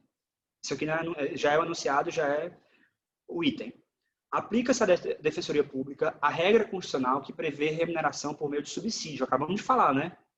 Sendo vedado o acréscimo de qualquer outra espécie remuneratória. Certíssimo. Constituição, artigo 135, artigo 39. E aqui, a gente tem que lembrar dessa súmula 421, tá, pessoal? Essa súmula 421 do STJ, ela ainda está valendo, assim, ela não foi revogada, ela não foi cancelada. Então, ela diz o seguinte: os honorários advocatícios não são devidos à Defensoria Pública quando ela atua contra a pessoa jurídica de direito público a qual pertence. Só que isso aqui não vale mais, tá, gente? Inclusive, a STF já decidiu. apesar da súmula não ter sido cancelada, não vale mais. Por que não vale mais? Qual era a controvérsia? Se dizia que, por exemplo, DP São Paulo entrava com ação contra o Estado de São Paulo. O Estado de São Paulo perdia. Então, se dizia que não tinha sentido o Estado de São Paulo pagar honorários para a DP São Paulo, porque era uma coisa só. E aí, isso seria aquele Instituto de Direito Civil chamado confusão. Só que, gente, a Defensoria e o Estado de São Paulo não são uma coisa só. A Defensoria tem autonomia. Então, esse argumento aqui da confusão, de ser uma coisa só, não vale mais. Por isso que essa súmula não tem mais sentido, não tem mais razão de ser. Só fiquem atentos, porque se a prova perguntar de acordo com a súmula do STJ, aí você vai dizer, os honorários são devidos à Defensoria, não são devidos quando atue contra a pessoa jurídica de direito público a qual pertence. Segundo a súmula, sim. Mas, na segunda fase, tem que criticar, tá? Inclusive, a STF já decidiu isso. Então, vamos lá passar adiante. Questão 19. Dados os princípios da indivisibilidade e da unidade, a manifestação do defensor público substituto se vincula à opinião inicialmente emitida pelo defensor substituído. Se vincula, gente? Não, né? Porque a gente acabou de falar que a independência funcional... e aqui ainda tem outro erro. Não é indivisibilidade e unidade, seria independência funcional. Esses princípios aqui da unidade e da indivisibilidade não tem a ver com a opinião do defensor público. A opinião do defensor público tem a ver com o princípio da independência funcional. Então, são dois erros na questão. Não são esses princípios e não se vincula. Porque, por exemplo, olha só, o Everton sai de férias. E antes de ele sair de férias, ele atendeu um assistido e falou que ele tinha direito a uma indenização. A Brena entra para substituir o Everton e ela acha que não tem direito a indenização nenhuma. Aí quer dizer que a Brena vai estar obrigada a seguir o que o Everton falou? Não. Aí é um exemplo claro de independência funcional, independência intelectual, né? Vamos lembrar dessa independência intelectual aí. Errado. O princípio da indivisibilidade impede o fracionamento da defensoria pública. E o princípio da independência funcional assegura à defensora e ao defensor a liberdade necessária ao adequado desempenho de suas atribuições, resguardando a atuação profissional de interferências indevidas. Então, essa questão aqui está errada. Vamos lá para a questão 20, que é a última da prova do DF. A revogação de norma que assegura direitos fundamentais sociais sem... Então, vamos lá fazer aqui um exemplo, que eu não fiz até agora, do que eu tinha dito no começo, de desenhar, né? Como é que eu desenharia aqui? A revogação de norma que assegura direitos fundamentais sociais. Qual seria uma norma que assegura direitos fundamentais sociais? O SUS. Você escreve aqui na prova SUS, bem grande, que aí você já bota o SUS aqui na prática. Quando você for lendo, você vai lembrando do SUS. Então, fica melhor para você resolver a questão lembrando de uma coisa prática. Então, a revogação de norma que assegura o SUS, sem a implementação de medidas alternativas, ou seja, um outro SUS, que tem a capacidade de compensar eventuais perdas já sedimentadas, contraria o princípio da proibição do retrocesso social. Sim, né? Porque aí você estaria promovendo um retrocesso social, claro, você revoga o SUS e põe um sistema privado. Isso aqui é claramente contrário ao princípio da proibição do retrocesso social. Esse princípio está bem ligado com a direito constitucional, mas tem a ver com essa matéria também. Vamos abrir aqui, correta. E aqui tem uma doutrinazinha a respeito da proibição do retrocesso social. Que depois vocês vão ler para a gente não perder tempo aqui. Gente, a gente tem agora a prova da Defensoria de Minas Gerais, tá? A gente já passou aí quase 1h30. Como é que funciona aí? A gente para ou faz até o final? O senhor fica à vontade para decidir. Você fica à vontade para decidir. Se quiser continuar, se quiser fazer uma pausa para o café, não tem problema.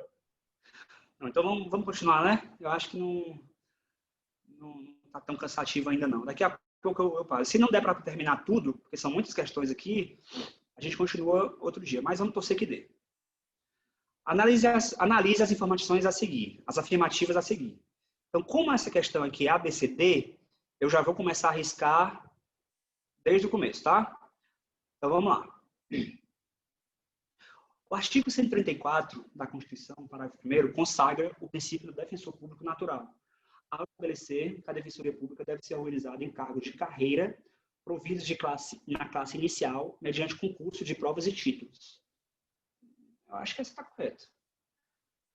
As normas da Constituição previstas no artigo 134 e seus respectivos parágrafos devem ser consideradas todas de reprodução obrigatória no âmbito dos Estados. Todas complica, né? Mas eu acho que está correto. Mas vamos deixar sublinhadinho aqui para, caso seja preciso, tirar uma dúvida depois. São só 3 itens. Terceiro, o artigo 98 estabelece o prazo de 8 anos, a gente já viu, né? Correto? Para que toda unidade jurisdicional disponha de defensores públicos, sendo que, prioritariamente, até a implementação do mencionado prazo, a distribuição dos defensores públicos observará os critérios de maior índice de exclusão social e adensamento populacional. Essa está correta, né? Então, a gente tem certeza absoluta de que a 1 e a 2 estão corretas, né? Então, 1 e 3 apenas não. 2 apenas não. 3 apenas não. Então, mesmo não sabendo se a 2 está correta, ela está correta. Porque a gente vai matando aqui uma por uma, né? Então, a 2 está correta. Mesmo que eu tenha essa duvidazinha aqui, todas, não vale a pena você parar e não marcar ela só por causa disso. Porque a probabilidade das outras estarem corretas é muito grande. Da 1 e da 3. Então, pode ir, com certeza que vai estar correta a 2 também. É isso aí, as 3 estão corretas. Então, só eu queria falar com vocês sobre esse princípio aqui do defensor natural. Esse princípio tem uma dupla acepção. Ele protege o defensor público e protege a instituição. Por que ele protege o defensor público? Porque o defensor fica protegido de ser retirado arbitrariamente das suas funções. Ele é o defensor natural, por exemplo, no caso da vara do júri. O Everton vai entrar na defensoria e vai para a vara do júri. Ele é o defensor natural daquela vara. Ele não pode ser tirado de uma hora para outra daquela vara. É uma proteção a ele. E também uma proteção aos próprios destinatários, pois garante aos usuários o direito de serem patrocinados pelo defensor público que tenha atribuição territorial e funcional, sem remoção, destituição ou retirada da demanda, analisados de maneira objetiva e com base em critérios pré-determinados de competência de atuação, sem que isso viole o princípio da indivisibilidade. Ou seja, o usuário da Defensoria Pública, quando ele chega para ser atendido, já tem pré-definido um defensor natural que vai atendê-lo. Não vai cair de paraquedas ali um fulaninho, entendeu? Não vai cair de paraquedas um fulano, um defensor que talvez, sei lá, vamos dar um exemplo bem absurdo aqui. Um defensor público, uma pessoa que chegue para ser atendida e chegue com a camisa de determinado movimento social. Ele está lá com a camisa do MST, por exemplo. E tem um defensorzinho, um defensor público ali, que outro defensor geral não goste do MST e bota o defensor que não gosta do MST para atender o cara. Entendeu? Isso é uma proteção para o próprio assistido também. Já tem o critério definido antes. A letra B está correta, né? Porque a gente viu que realmente as normas da Constituição, então está aqui, ó, tá aqui, a gente pode comprovar isso. As normas da Constituição e seus parágrafos devem ser consideradas todas de reprodução obrigatória.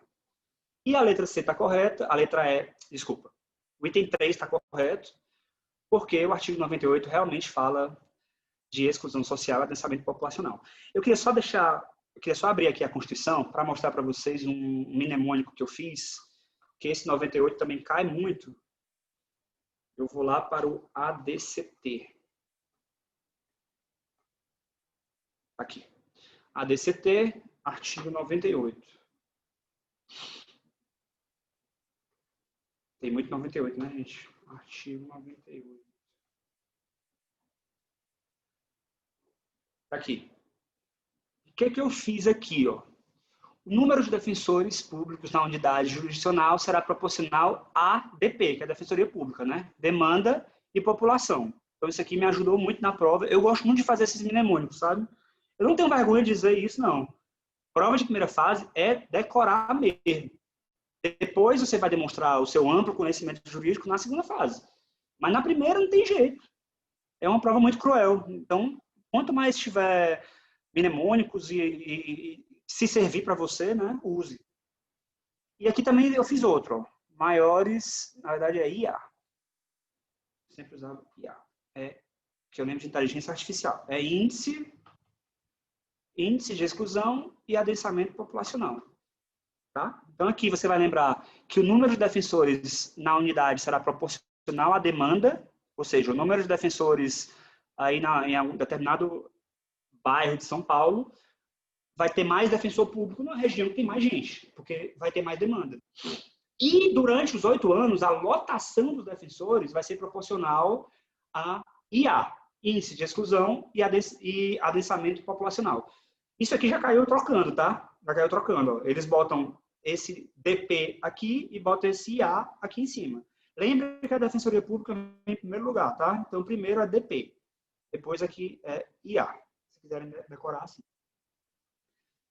Vamos lá. Partindo para a próxima questão, que é a 61. A propósito da autonomia, de novo, né? Da autonomia constitucional das defensorias, assinale a incorreta. A Defensoria Pública pode propor diretamente ao Poder Legislativo a alteração do número de membros da carreira e a remuneração destes, ainda que dirija o Poder Executivo. Correto, né? Aí está um exemplo claro de autonomia. Lembrando que ele quer a incorreta. Geralmente, quando eu tenho um enunciado aqui que pede a incorreta, eu gosto de fazer assim, ó. Eu boto um X bem grande, sabe? Porque na hora da prova você erra, você não lembra que é incorreta. Aí você marca a correta. Ah, essa aqui, pá. Entendeu? Aí, ó. Pega mal. Letra B. O Supremo Tribunal Federal reputa inconstitucional norma que imponha a celebração de convênio com a OAB para a prestação de assistência jurídica por limitação à autonomia das defensorias. Correto. Não pode impor, né? Você pode até fazer o convênio, mas imposição não. Se houver previsão na Constituição e Lei Orgânica Estadual e se observar da lista tríplice, pode o chefe do Poder Executivo nomear os ocupantes dos cargos de defensor geral. De novo, olha só, acabou de cair, né, em São Paulo. Poder Executivo não nomeia os ocupantes. As decisões da Defensoria Pública do Estado, obedecidas às formalidades legais, têm eficácia plena e executoriedade imediata, mas estão sujeitas à fiscalização do Tribunal de Contas. É isso aí. Então, aqui está errada, é letra C de casa. Isso aí. Por quê? A. Está errada porque... Ah, eu pulei aqui, ó. A é aqui, ó. Deixa eu ajeitar. A é aqui.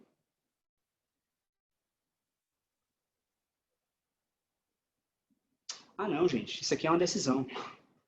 Desculpa, isso aqui é uma decisão. Viola o artigo 134, a lei estadual que preveja que compete ao governador a nomeação do do corregedor, dos defensores, chefes e ouvidor, que autoriza o afastamento dos defensores para estudo e propõe, por meio de lei de sua iniciativa, o subsídio dos membros da defensoria. Olha só, isso foi em 2016, gente. Então, até 2016, existia ainda uma certa controvérsia com relação a isso. A autonomia da defensoria pública ainda não era uma coisa muito forte, né? Hoje, faz 4 anos, isso parece uma eternidade, porque hoje nenhum estado faz isso mais, praticamente. Então, a defensoria deu muita autonomia nesse pouco tempo. Então, vamos lá para a 62. 62 são 4 itens e ele quer a incorreta. Então, como é tradição, correta, eu vou logo botar o xizinho bem aqui, ó. Bem exagerado mesmo. O defensor público necessita de procuração para transigir em nome da pessoa assistida, quando não há anuência expressa dela com os termos do acordo. Essa eu estou em dúvida. Correta. A pedido da Defensoria Pública, a parte assistida deverá ser intimada pessoalmente para prestar informação ou tomar providência quando somente dela depender o ato processual. Correto, né? 3. Encerrada a instrução em audiência na qual presente o defensor, este se considera intimado pessoalmente. Opa, não. Intimação é pessoal com remessa. Opa. E daí passa a correr o prazo processual para a apresentação dos memoriais. Pessoal, aqui a gente tem uma situação muito boa. Tem uma questão que a gente tem um enunciado que a gente sabe que está correto e um que a gente sabe que está errado. Isso aqui, na hora da prova, é assim, é um paraíso, porque a gente já vai matar um bocado. Quer ver? Ó? Estão incorretas? Não. Não. Então, fica a dúvida essas aqui, ó, né? Porque a 2 está correta. Então, onde tem 2, você já tira, porque ele quer incorreta. Então, fica só D de bola e D de dado. É válida a manifestação em autos administrativos ou judiciais por meio de cota, ainda que sem a utilização do timbre da instituição, desde que identificada a assinatura. Correto? Opa. Ah, tá. Essa aqui é a quarta. Então provavelmente é D, né? Porque a 4 não pode estar incorreta. Então é D. É só uma pergunta. Vocês se lembram o que é essa cota aqui, ó? Porque isso aqui é uma coisa bem comum no Espírito Santo. O Espírito Santo, infelizmente, tem processo físico ainda. Por incrível que pareça. Não tem processo eletrônico. Então é muito comum a gente pegar os autos e fazer a cota, que é você fazer um despacho mesmo à mão e assinar, para dar celeridade, né, no processo. Então, assim, vamos ver se é a letra D mesmo, né? D de dado. Aqui. Ah, isso aqui ficou mal formatado, gente. Bem mal formatado. A 1 está correta, a 3 está errada, a 4 está correta.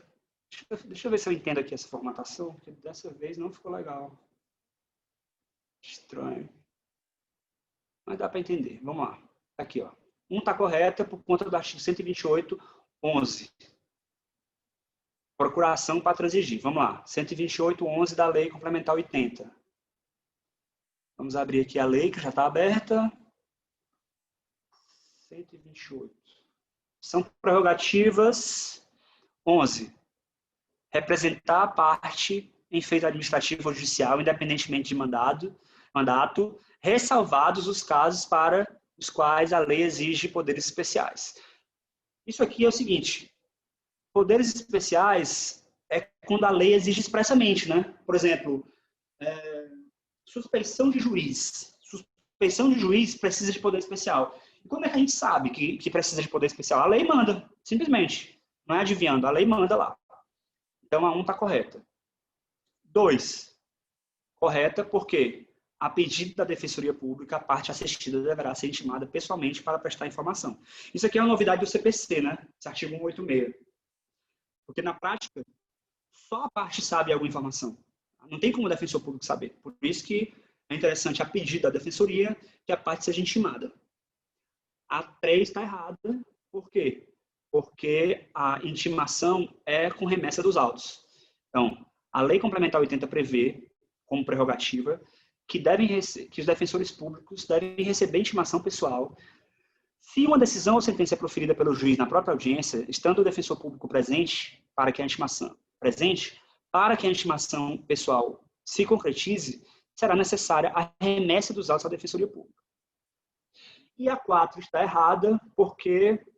Desculpa, está correta por causa do artigo 128.9, que fala sobre a validade da manifestação por cota. Tá? Então, assim, eu prefiro questões assim, pessoal, do que esse ou é.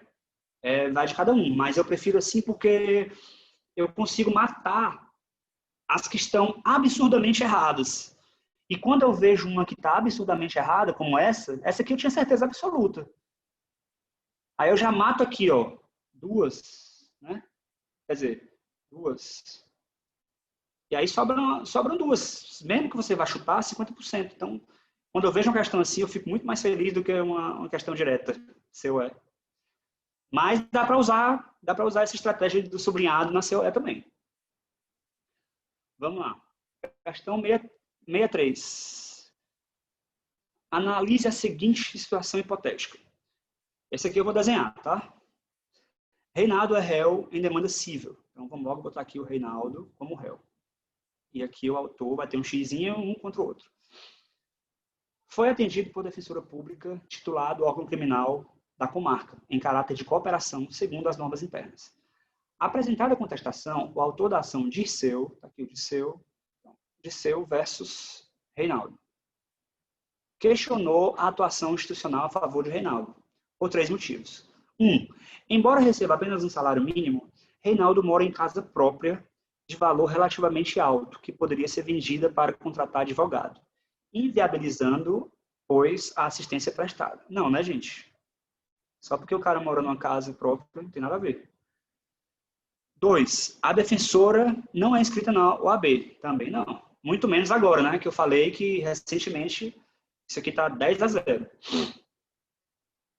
3. Apenas membro lotado na Defensoria Civil teria atribuições para atuar no feito. Não, né, gente? Que não cabe ao Dirceu definir isso, né? Nem ao juiz. Na sentença, o juiz denegou assistência jurídica gratuita a ambas as partes, julgou improcedentes os pedidos e condenou Dirceu, a setinha, ao pagamento das custas e honorários. Tá certo, né? Isso aqui tá certo. Então, vamos lá. Observada a situação, analise as seguintes afirmativas.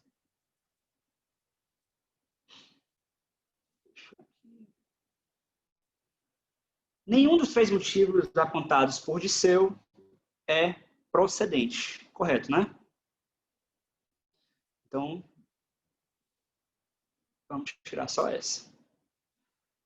Compete à instituição avaliar a qualidade de necessitado da pessoa que a procura, cuja análise não se limita à renda individual. Correto, né? Correto. Então, essa aqui está errada, porque não tem 2, e essa aqui, então, parece que já temos, né? Vamos só ler a outra, porque, como eu disse, é bom a gente sempre ler, porque vai que, né? Passando adiante. A substituição de um membro da carreira por outro é indiferente nesse caso e não fere o princípio do defensor natural. Correto. Os defensores não podem oferir honorários em nome próprio, mas isso não impede o recolhimento da verba. Olha aí, questão linda. 1, 2, 3, 4. Beleza pura. Engraçado que eu falei beleza pura, eu tinha um chefe chamado Dirceu que falava muito isso, beleza pura. Acho que ele deve ter ficado no meu inconsciente, né? Por isso que eu falei, porque o cara falava muito isso. Dirceu. Então, vamos lá. 1 está correta, a 2 está correta. Por quê? Artigo 4º, parágrafo 8º, se o defensor entender inexistir hipótese de atuação, dará imediata ciência ao defensor geral, que decidirá a controvérsia. Então, é o defensor geral que vai decidir, tá?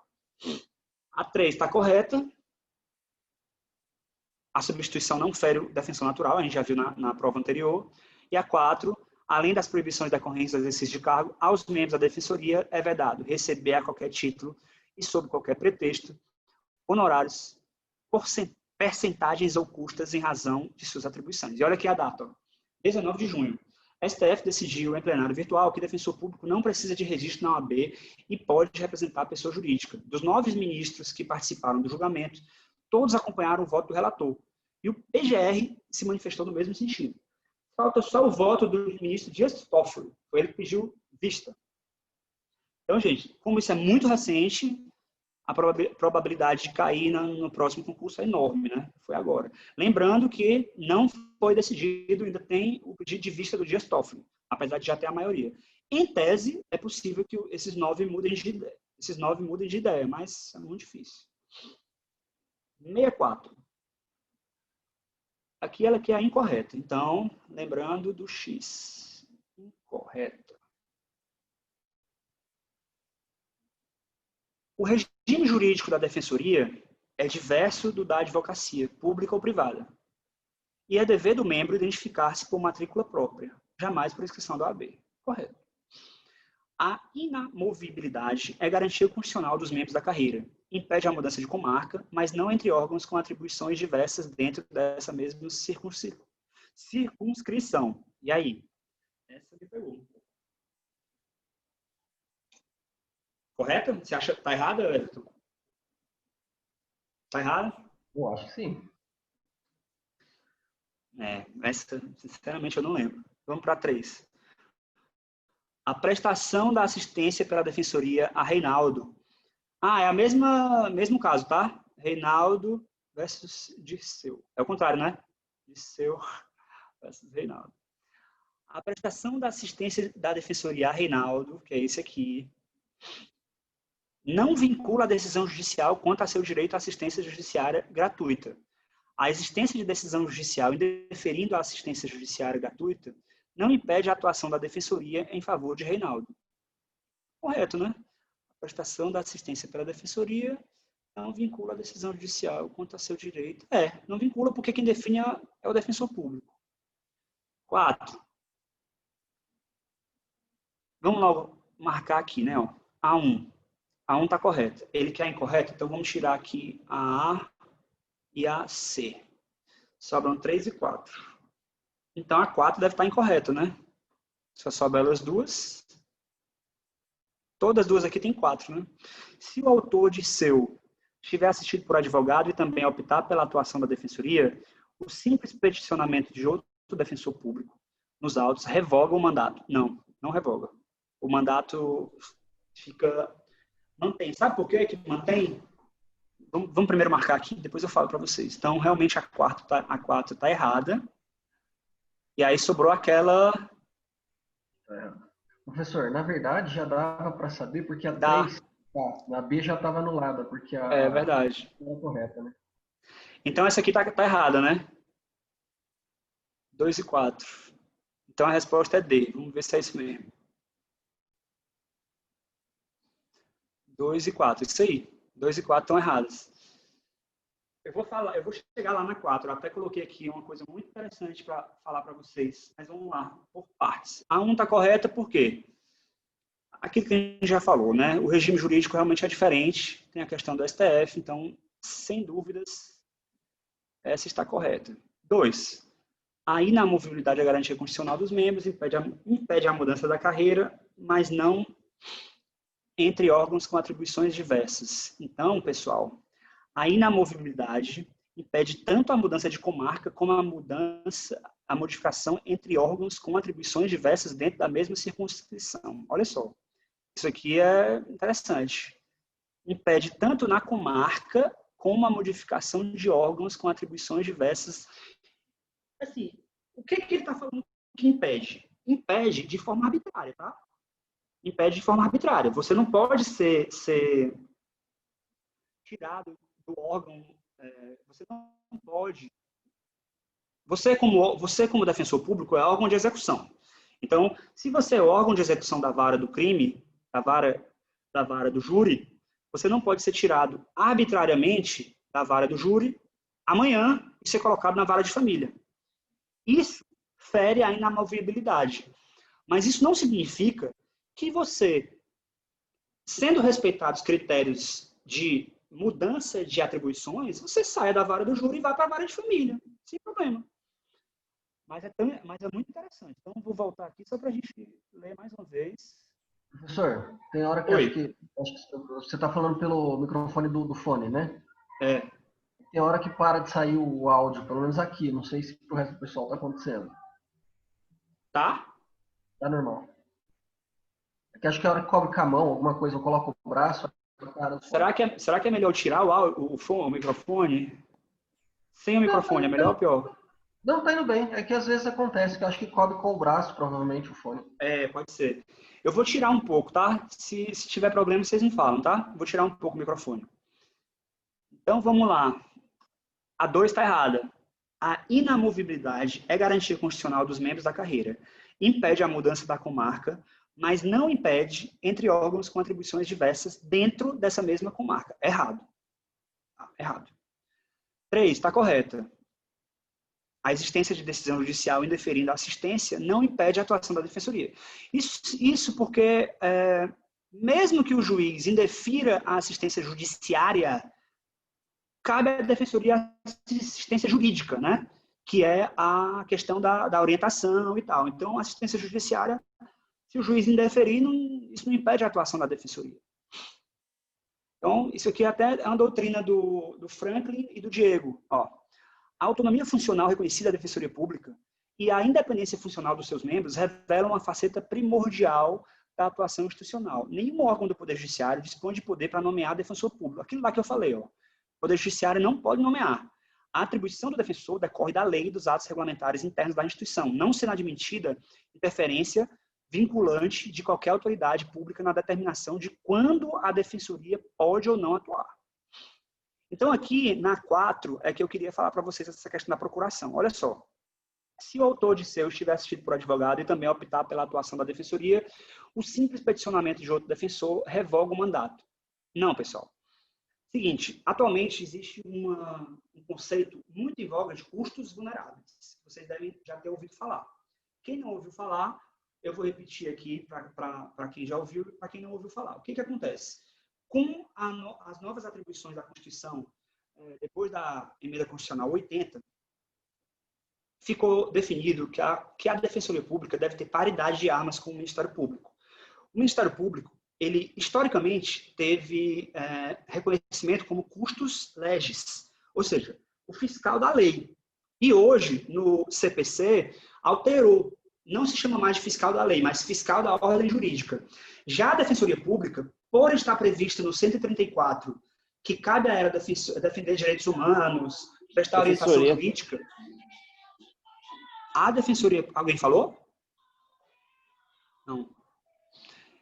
Então... Aleluia. Se tá... Tava aberto o microfone. Então, vamos lá.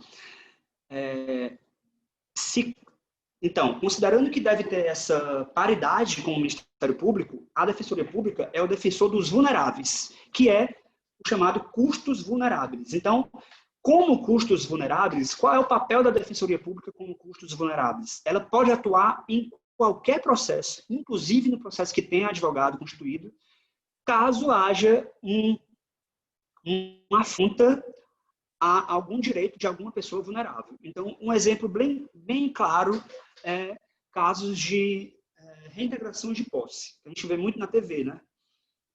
A Defensoria tem que atuar ali. Ela pode atuar mesmo que as pessoas tenham advogado.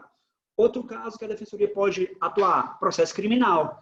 Por exemplo, na execução penal, um determinado processo da execução penal, a pessoa presa está lá cumprindo a sua pena e tem advogado particular, mas por algum motivo o advogado não pediu o direito X ou Y, não pediu a liberdade condicional que cabia naquele caso. Então, o defensor público pode peticionar naquele processo, ele vai peticionar como custos vulneráveis e a petição dele, inclusive, pode ser nomeada de parecer.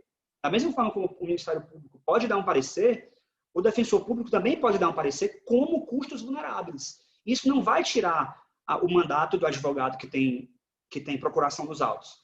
Isso é tão interessante, tão moderno, tão assim novo, que no dia 23 de julho teve um congresso de cooperação processual entre a advocacia e custos vulneráveis. E quem participou do congresso e criou esses 14 enunciados foi o defensor público Maurílio Casas. Esse defensor público foi que iniciou esse termo custos vulneráveis em 2014, 13, 14, e ele promoveu esse encontro com os advogados para promover uma cooperação entre advogados e defensores públicos custos vulneráveis, justamente para evitar atrito profissional. Porque o que acontecia muito, que também acontece ainda, os advogados veem o defensor público atuando ali como custos vulneráveis e tem um certo atrito, né, com a OAB, porque dá a entender, já que custos vulneráveis ainda não é uma coisa muito difundida e conhecida, que a Defensoria Pública está querendo tomar o lugar do advogado. Mas não é isso. A Defensoria Pública está atuando ali como fiscal mesmo, fiscal da vulnerabilidade. Então, eu separei só esses 4 enunciados aqui para a gente ter uma ideia do que significa isso. Enunciado 1.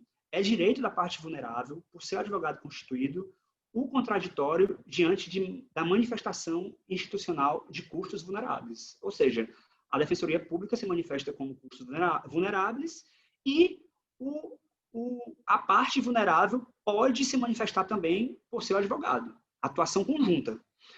2. A intimação da Defensoria Pública como custos vulneráveis não supre e nem convalida a ausência de intimação da parte por seu advogado constituído. 3. O requerimento fundamentado do advogado do vulnerável pela oitiva da Defensoria Pública como custos vulneráveis não prejudica e nem desprestigia sua atividade de representante postulatório, devendo ser vista como instrumento de advocacia estratégica, ou seja, o próprio advogado pode pedir a entrada da Defensoria Pública no processo como custos vulneráveis. Isso é muito novo. É muito novo e muito interessante.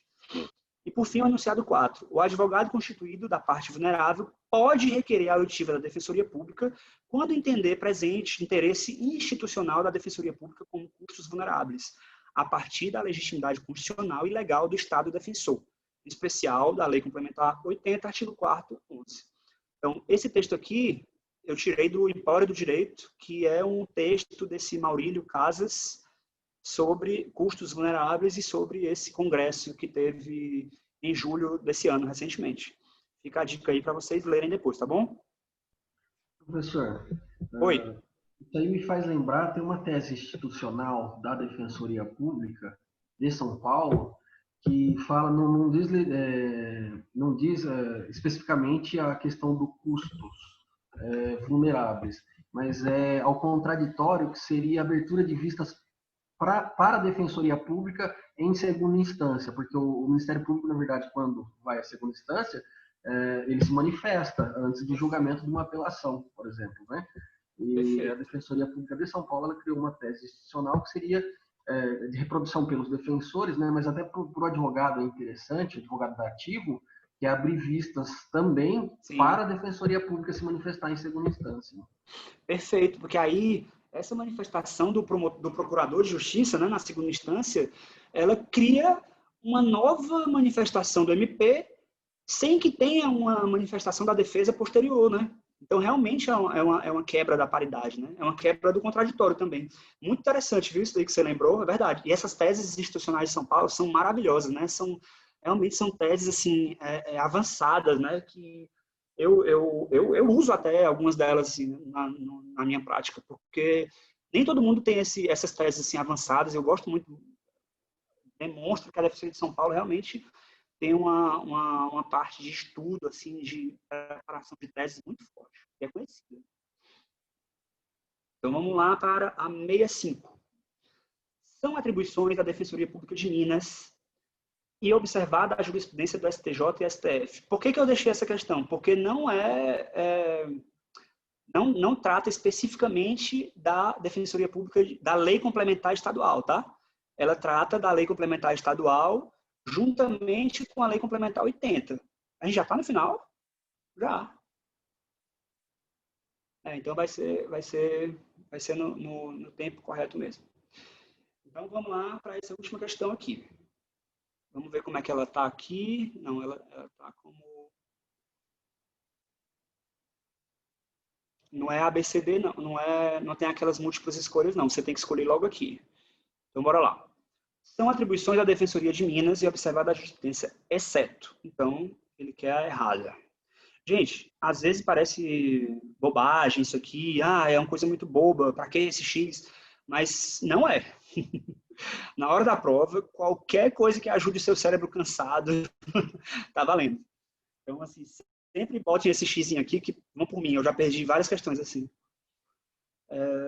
65. São atribuições: promover a tutela de direitos difusos, coletivos e individuais homogêneos ou intervenção como amicus curiae, sem comprovar caráter de necessitado do público-alvo, desde que pertinente com as finalidades institucionais. Eu acho que essa está correta. B. Utilizar métodos adequados de solução de conflitos, como mediação, arbitragem, resolução colaborativa de disputas, collaborative law, ou justiça restaurativa, com ou sem processo judicial entrante. Sim, né? Inclusive, a atuação primordial deve ser extrajudicial, né? Promover a ação civil ex delito e, se previsto na lei orgânica estadual, a defesa judicial de servidores públicos estaduais processados em razão de regular exercício do cargo, sem comprovar caráter de necessitado. Não. A Defensoria Pública não pode atuar em defesa de servidores públicos pelo simples fato de serem servidores públicos. Não pode.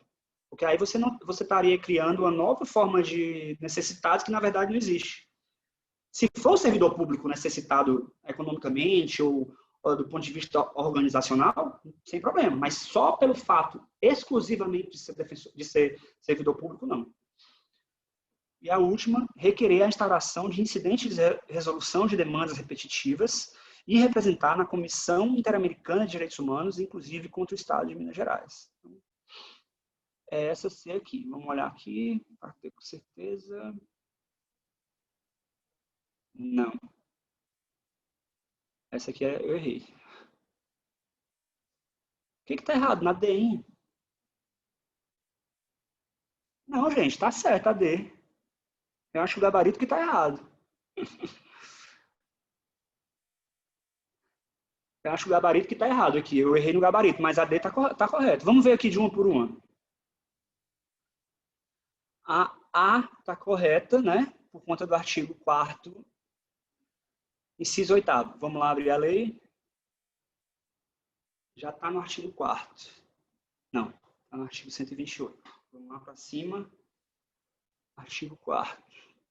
8º.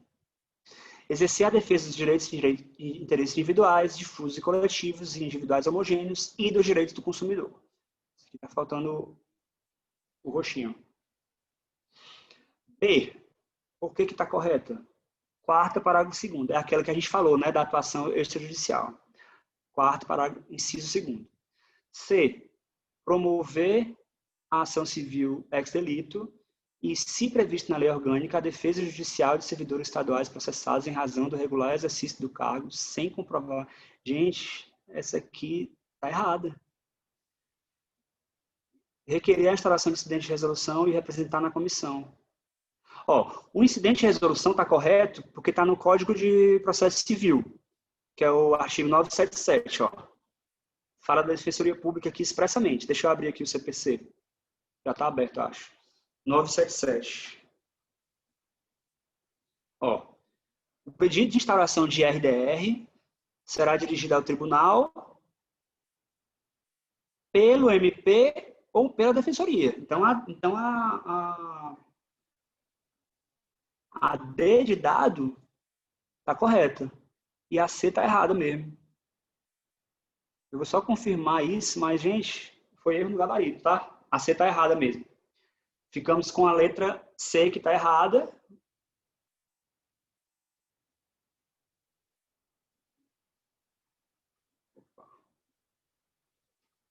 E a B está correta. Gente, como eu tinha dito, né, a ideia dessa aula, que eu nem chamo de aula, eu chamo mais uma conversa com relação a essas técnicas, né, de estudo, era passar para vocês um pouco dessa minha experiência de altos e baixos, né, muitos baixos, por muitos anos. Podem ter certeza que eu entendo essa fase, é uma fase, vai passar, porque eu fiquei nessa fase por 5 anos, e eu queria dizer para vocês o seguinte, que essa vida tem dias ruins, tem dias bons e tem dias trágicos. São piores do que os dias ruins. Isso é natural. Pensem que quando estiverem nesses dias trágicos, pensem em uma forma diferente de estudar.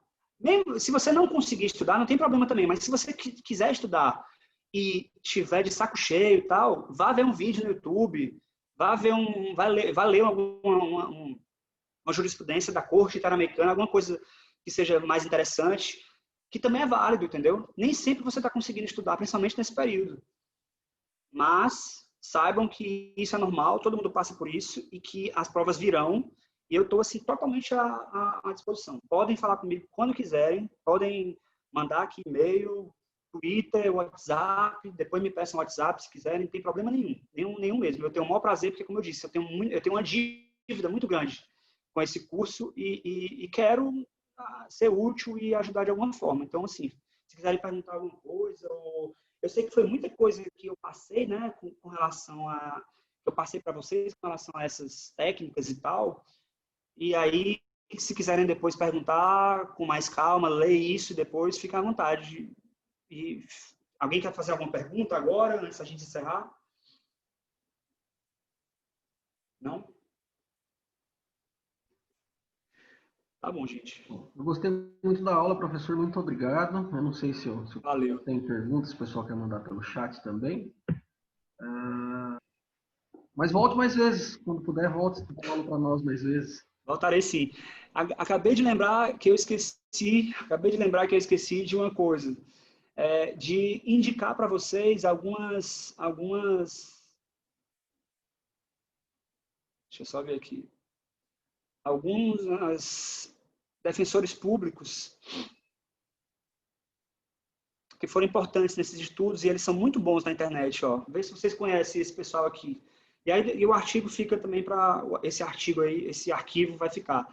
Então, assim, eu uso muito o Telegram desse pessoal aqui, ó. O professor Madeira, que é juiz, Franklin Roger, que é defensor do Rio, o Edilson Santana, da DPU, o Beron Rocha, que é do Ceará, Caio Paiva, que vocês devem conhecer, né, que é autor de livros, o Tim também, que é autor de livro, junto com o Caio, e o Marco Torrano, ele não é autor de livro de doutrina, mas ele é autor de livro sobre organização de concurso, sabe? Uso de Evernote, uso de aplicativos e tal, para revisão, são muito bons. Então, assim, eu vou mandar para vocês isso daqui, fica a sugestão aí para melhorar os estudos, né? Assim, às vezes a gente quer mexer no celular, é natural, então pelo menos que mexa e alguma coisa seja interessante para concurso. E esse pessoal aqui é muito bom, só posta coisa interessante, não é nada sacal não, banal não.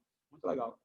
Tá bom, pessoal? Eu agradeço, tá? Francisca, mais uma vez, obrigado e quando quiser me convidar de novo, estou à disposição. Um abraço a todos. Tchau.